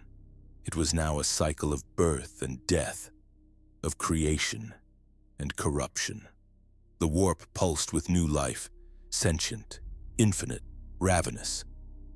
The material realm burned with echoes of the gods who had made it and those who had replaced them. And in the depths of the Imperium, the first laughter of chaos echoed. It was not cruel. It was not kind. It was the laughter of something that had learned to exist forever. Before the galaxy drowned in madness, before the Necrons entombed themselves beneath their tomb worlds, there was one last reckoning to be made. The gods of old, those star-born beings of hunger and arrogance, the C'tan, had not all perished in the Silent King's uprising. Many were shattered, but not destroyed. Their fragments still pulsed with impossible vitality, shards of divinity too potent to fade, too fractured to be whole. To understand the end of the C'tan, one must remember what they were. They were not divine by birth, but by awareness. They were stars that had learned to dream, physics-given will. They had feasted on the pain of mortals and the energy of suns alike, and in their hunger had grown limitless. But even gods are slaves to appetite. When Zarek had turned upon them, he had done so with calculation, not vengeance. He had learned the great irony of the C'tan, that their strength depended upon the structure of their necrodermis shells, the metal bodies that gave them form. The very prison that allowed them to exist in material space also bound them to its laws. To fracture that shell was to divide the god itself, splintering omnipotence into 1,000 pieces of lesser brilliance. And so, the betrayal began. It was not a war of battles, but of reversals. The XIII had believed themselves the masters of the necrons, their eternal servants. But the silent king had written rebellion into the heart of his legions, into the circuitry of every mind that appeared perfectly obedient. When the order came, it moved faster than thought, faster than light itself, propagating across the dynasties like a single pulse of inevitability. The XIII did not understand what was happening until it was far too late. On the world of Azagharad, the Nightbringer descended to feast upon a dying sun. It felt the first tremors beneath its feet, and looked down to see the ground blossom with symbols of containment, sigils that shimmered with the light of the same necrodermis from which its body had been forged. The Nightbringer reached out with its scythe to destroy them, but the energy that surged upward was not of mortal origin. It was C'tan Mud, reflected against itself. The god screamed and the sound shook constellations. Across the galaxy, similar traps were sprung. The deceiver's laughter turned to static as its own reflection devoured it from within. The Burning One erupted into a storm of plasma and light, only for its essence to collapse inward, condensing into crystalline fragments that hung suspended in mid-air like frozen sunlight. Some fought back, tearing entire worlds apart in their dying convulsions. Others begged, offering knowledge, offering forgiveness. But Sarek had already seen what mercy cost. He gave none. The necrons harvested the remains with precision. Each shard was captured in containment fields and sealed within devices so advanced that even gods could not perceive the limits of their own prisons. The process took centuries. The wars between shards raged for millennia, but in time the XIII were broken. The galaxy's great devourers had become resources. To the necrons it was justice. To Sarek it was balance restored. And yet, something in him hesitated. He stood once more before a containment vault, an obsidian monolith taller than mountains, and felt the presence within. It was a fragment of Mephetron the Deceiver. The thing whispered still, though its voice was scattered, broken into echoes that folded back upon themselves. "Did you think you could be free of us?" it hissed. "We are in you. We are your eternity. You learned cruelty from us, Sarek." The silent king did not answer. He only closed his eyes and gave the order to seal the vault. The betrayal of the XIII was complete, but its victory came at a cost. The Necrons' rebellion had consumed their last reserves of unity. Entire dynasties were lost in the process, burned out from within by feedback energies unleashed by dying gods. Countless worlds were reduced to radioactive husks. Even the Necrons, immune to emotion, carried the ghost of exhaustion in their movements. Their war was over, their purpose fulfilled. But what does a people do when their reason for existence has been erased? The XIII shards, now captive, became both tools and curses. Some were harnessed as weapons, their energies channeled into the construction of doomsday devices. Others were studied, dissected by Necron scientists desperate to understand the divine. The irony was absolute. The Necrontyr had once been slaves to gods in search of immortality, and now they were scientists dissecting divinity to fill the void where their souls had once been. But Sarek knew what his people could not admit. The XIII were never truly destroyed. Each shard still dreamed, still plotted, still whispered. They were fragments of cosmic hunger, lesser, yes, but still infinite in their own way. If ever they were reunited, even partially, they would rise again. The thought haunted the silent king. He foresaw the cycle returning. The old ones had built life and it had betrayed them. The XIII had built death and it had betrayed them. What would the Necrons build when their silence ended? He knew the answer, something worse. That realization broke him. He gathered the Triarch one final time. They met in a vault beneath the light of a dying star, surrounded by the remains of the gods they had slain. There, Sarek declared the end of his empire, not in defeat but in choice. "The galaxy is poisoned," he said. "By life, by death, by memory, we have destroyed our gods and found no peace. The old ones are gone. The Satan are shattered. The warp has become madness. There is nothing left to rule." And so, he commanded the Great Sleep. Each dynasty would retreat to its tomb worlds, sealing itself in stasis until the galaxy was reborn. They would wait out the storms of chaos, the decay of empires, the cooling of stars. Time would bury their sins. Sarek alone would not rest. He would wander, exiled among the stars, to bear the burden of memory. He would watch as new civilizations rose and fell, as life learned and forgot the same lessons again and again. Before his departure, he gave one last command to his scientists. "Keep the shards. Guard them. Fear them. They are the memory of what we were and what we may become again." The necrons obeyed.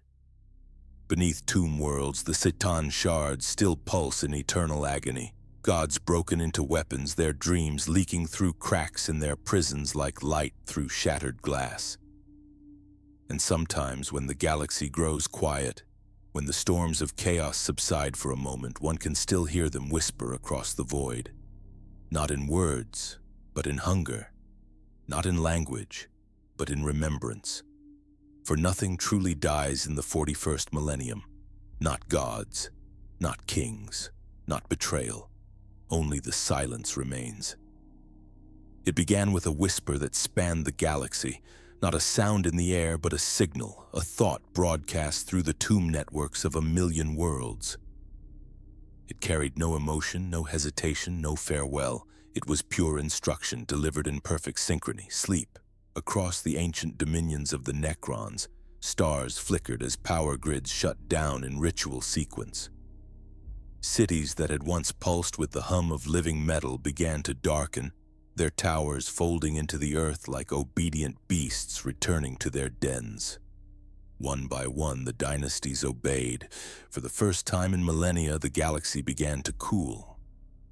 The Great Sleep was not simply a retreat, it was an act of preservation, a final attempt to escape the madness the war in heaven had unleashed. The Necrons, now free from the gods they had both worshipped and destroyed, found themselves alone in a universe that no longer made sense. The warp had become chaos incarnate. The old ones were gone. The races that had been born to fight in their stead now howled through the ruins, blind to the meaning of their existence. The Necrons had no place among them. They could not feel, could not dream, could not exist in the tides of the new age. So they chose stillness. Each tomb world became a fortress of silence carved into the bones of planets long stripped of life. The process was monumental in its precision. Fleets were recalled, data archives compressed, legions folded into their stasis vaults in formation, rank by rank, row by row. Each warrior lowering its head as the suspension fields activated. Their bodies froze in a moment of perfect repose, an eternity preserved between heartbeats that would never come again. For every tomb world sealed, another echoed its activation across the void. The synchronization was flawless. It was not a civilization dying. It was one holding its breath until the universe remembered how to live again. Above them all, Sarek, the Silent King, stood beneath the cold light of his flagship's dying reactors. He looked out upon a galaxy that he had ruled, ruined, and freed. He had seen it burn with divinity and scream with despair.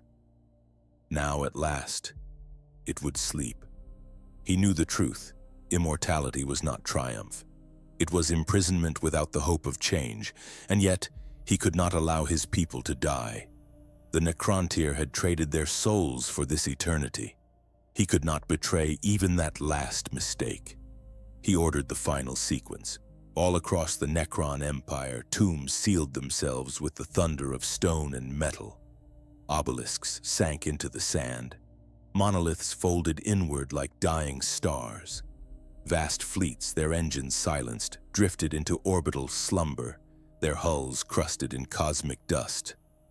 Entire dynasties vanished in the space of an hour, but not all obeyed willingly. A few of the overlords, ancient minds who still clung to fragments of pride or madness, refused the command. Some attempted to defy the Silent King, to claim dominion over the new broken galaxy. These few fled into the void, their fleets scattering into the dark.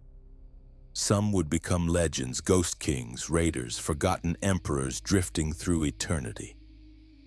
Others were hunted down by the loyal dynasties and entombed by force. Even rebellion had no passion among the Necrons, only inevitability. Sarek watched from orbit as the last of the tomb worlds sealed beneath the crust of their planet. The vast continents folded in upon themselves, locking their slumbering populations within vaults that could outlast time.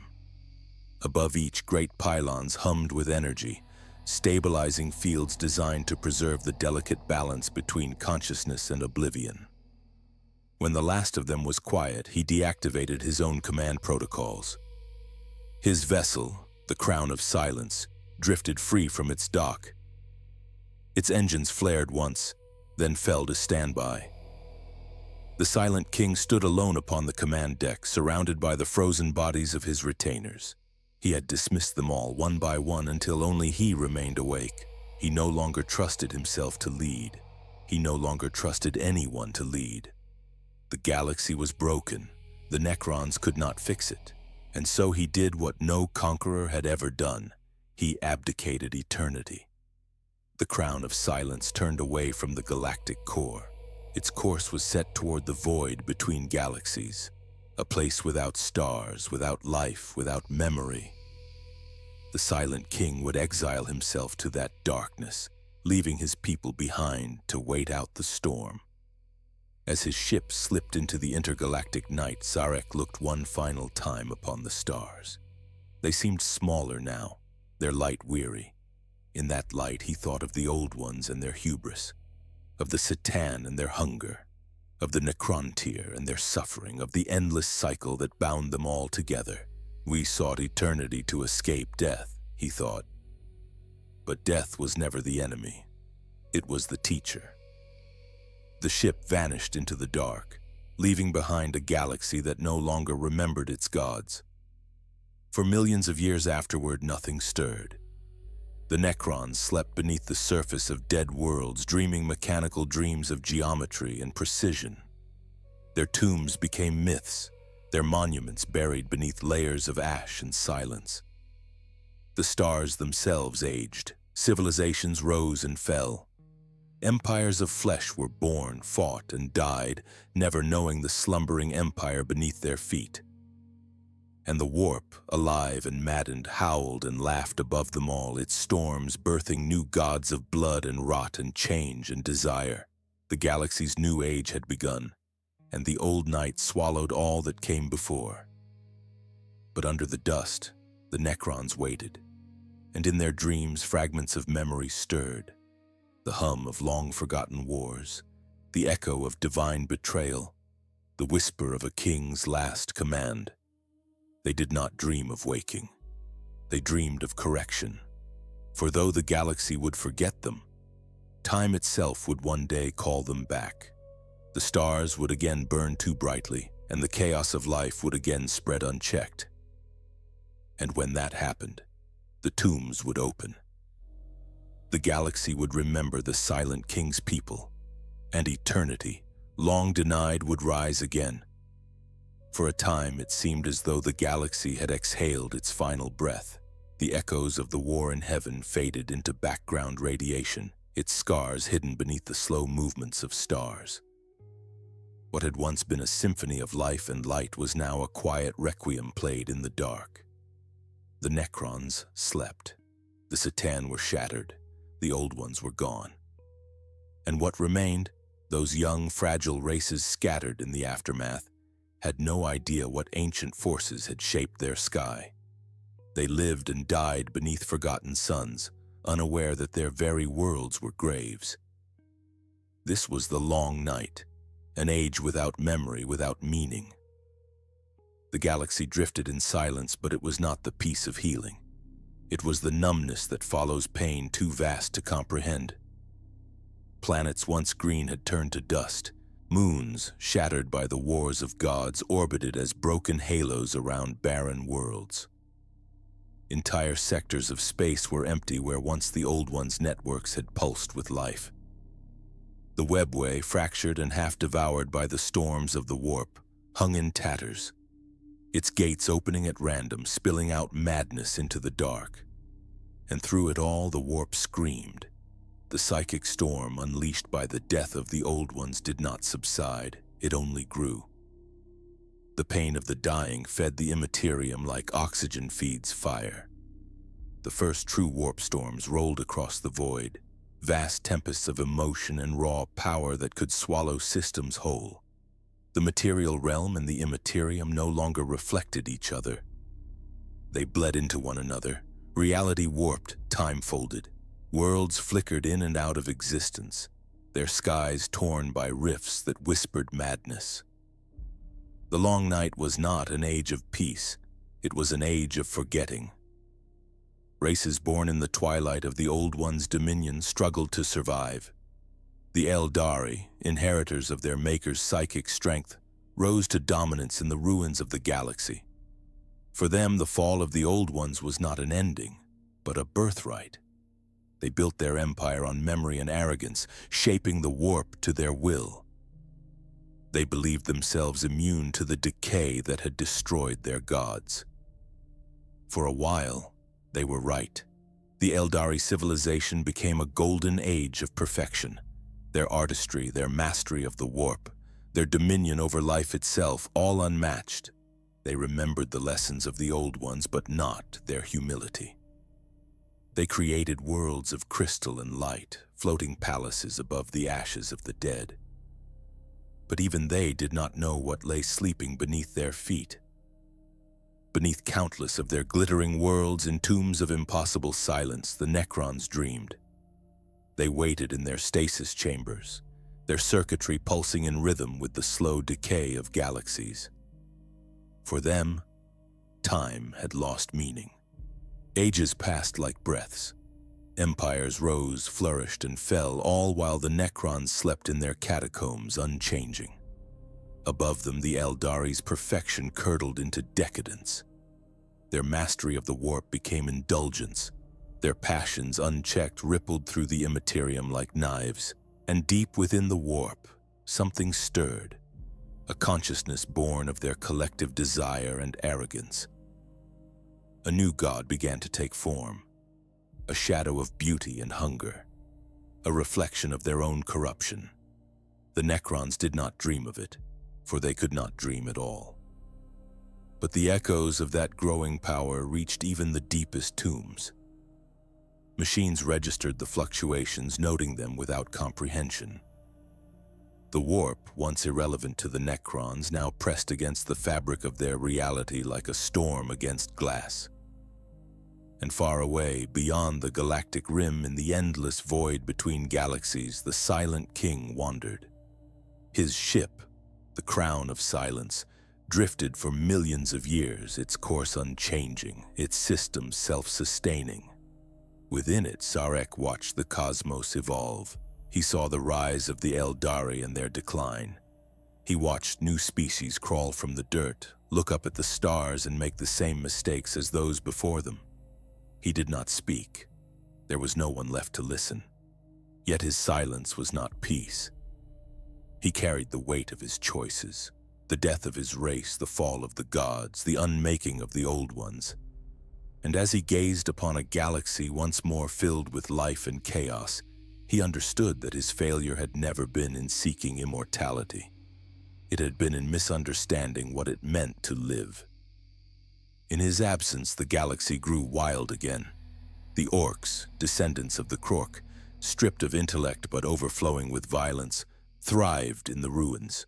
Their laughter echoed across battlefields that had long since forgotten their names. They did not dream of gods, nor fear them.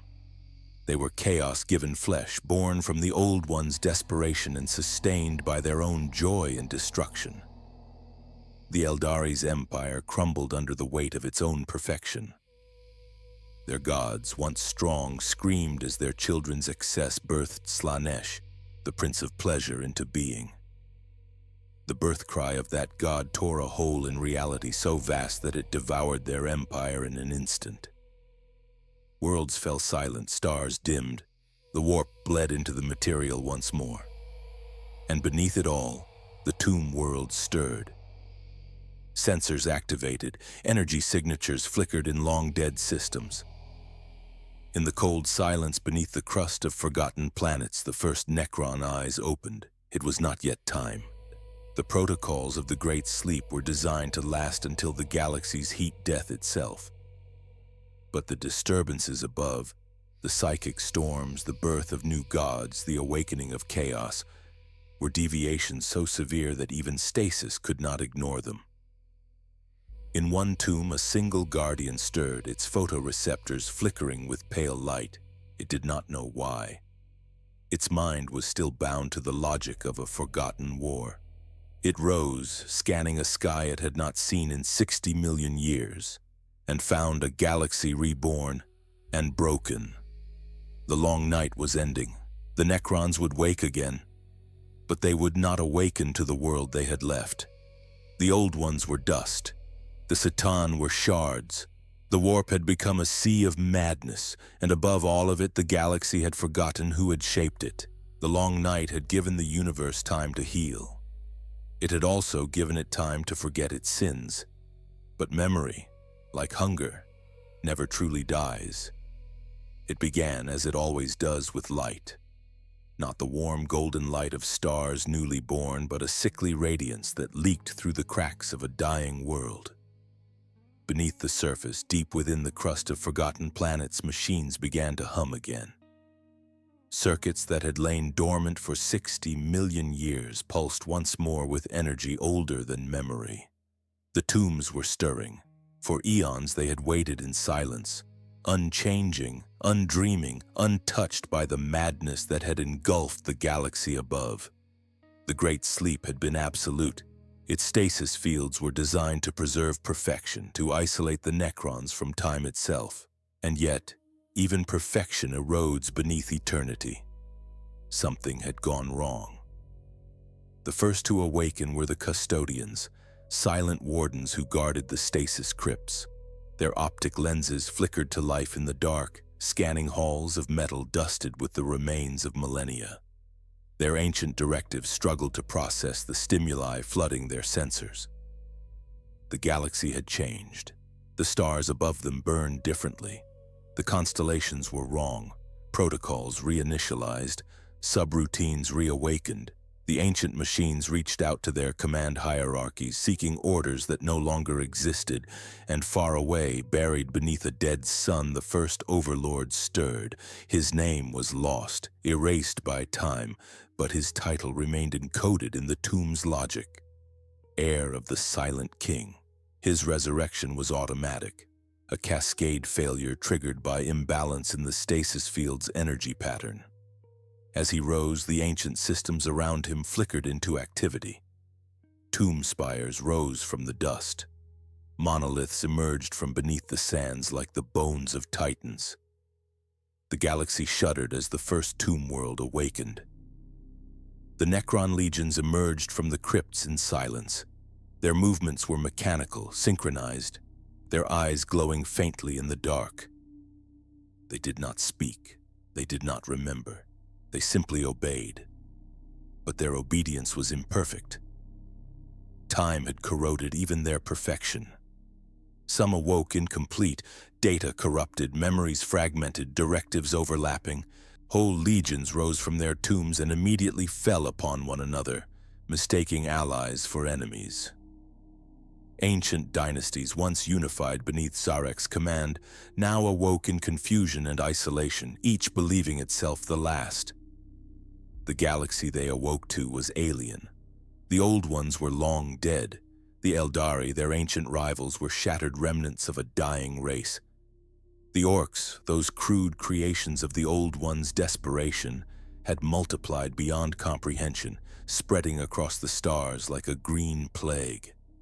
Humanity, an upstart species born of dust and water, had risen to dominance, building empires of their own, worshipping false gods of flesh and blood. And above it all, The warp screamed. The storms that had once been the legacy of the war in heaven now howled across the galaxy, birthing demons and horrors that preyed upon every sentient mind. The very air of the galaxy was infected with madness. But the Necrons did not feel fear. They could not. They looked upon the galaxy and saw not chaos but imperfection. The overlords re-established contact with their surviving dynasties, rebuilding command hierarchies across the void. Tomb ships, vast obsidian monoliths, rose from beneath planetary crusts and took to the stars once more. The awakening had begun. The Necrons did not yet move in unity. Each dynasty had its own purpose, its own distorted memories of the past. Some sought vengeance upon the galaxy that had forgotten them. Others sought to restore the dominion of the Silent King. A few, their minds decayed beyond repair, waged war simply because that was all they remembered how to do. And beneath it all, deep within the void beyond the stars, the Silent King felt it. After millions of years of exile, his sensors detected the first flickers of Necron life once more. Tomb worlds he had ordered to slumber were waking without his command. The protocols were failing. The galaxy was calling his people back. But to what end? He turned his ship toward home. The Crown of Silence began its long journey back toward the galactic core, its engines igniting for the first time in 10 million years. Zarek watched through the observation deck as distant stars came alive once more. He felt no joy, no sorrow, only inevitability. He had left the galaxy to heal. It had not. He had sought to escape the cycle of creation and destruction. It had continued without him. And now, his people were returning to it. The Necrons awoke into a galaxy that had replaced one madness with another. The gods of the warp reigned unchecked. The Eldari were dying. Humanity burned with the twin fires of faith and ignorance. The galaxy was louder than ever, alive, chaotic, blind. To the Necrons, it was intolerable. They began to reclaim their tomb worlds, exterminating whatever vermin had built empires atop their graves. Human colonies vanished overnight, their cities reduced to dust under the precision of Necron weaponry. Orc hordes were vaporized by disintegration beams. Eldari outposts were erased in the silence of light. To the rest of the galaxy, they were ghosts from legend, ancient, unstoppable, devoid of mercy. To the Necrons, it was simply restoration. But as they marched beneath alien suns, fragments of memory returned. Some began to dream again, not dreams of emotion, but of purpose. They remembered the war in heaven, the betrayal of the Citan, the silence of their king. And in that remembering, a question began to form. Had they truly won? They had defeated gods, silenced life, and outlasted eternity. Yet when they awoke, the universe was still ruled by death and madness. The names had changed, but the song was the same. In that realization lay the seed of something new, something the Necrons had not felt in 60 million years, not emotion but understanding. The Silent King returned to his people, finding an empire fragmented, diminished, and yet alive. He walked among the tomb worlds and saw in their stillness a reflection of his own failure. But he also saw possibility. The galaxy had forgotten the Necrons' sins. It had forgotten the war in heaven, the old ones, the Citan. History had been rewritten by time and ignorance. And in that forgetting lay a kind of freedom. The Necrons could begin again, not as conquerors, but as something greater. Not gods, not slaves, not machines, but memory itself. For while the galaxy burned, they would remember what had been. They would remember the first war, the first gods, the first betrayal. And perhaps in remembering they would one day understand what all eternity had tried to teach them. That immortality is not victory, it is witness. The tomb worlds glowed beneath alien skies, their obelisks rising like monuments to silence. Across the stars, the necrons stirred, not as soldiers of a forgotten war, but as echoes of a truth older than time itself. The galaxy would come to fear them, but the necrons would not fear anything, not even the gods of chaos, for they had seen the birth of gods and they had seen them die.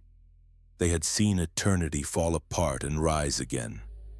And when all others had perished, when even the stars themselves grew cold, it would be the necrons who remained watching the last light fade. The galaxy in the end would return to silence, and the silence would remember their names. And so, the first great war of the stars ended not with triumph, but with silence. The gods of light and death had devoured each other, and in their wake only ruins remained. The galaxy turned inward, forgetting the pain that had birthed it, forgetting the lessons that eternity had tried to teach. But somewhere beneath layers of stone and time, the necrons still wait. Their tombs hum faintly beneath alien skies, their memories stretching across millions of years, whispering of the day when the stars themselves will dim once more. When you look up at the night sky, every point of light could be a tomb world, a silent empire waiting for the dawn that never comes. Perhaps that's the real secret of the war in heaven. It never ended. It only sleeps, waiting, like the necrons, for someone brave enough to remember. Thank you for joining me on this long journey through the oldest war in existence. If you wish to wander further into the dark corners of Warhammer's forgotten past, stay a while. There are always more stories waiting beneath the dust. And if this tale helped you drift into sleep or into thought, please leave a like and let me know in the comments what story you'd like to dream through next. Until then, rest easy, traveler. For in the grim darkness of the far future, even silence remembers. Good night, Mers.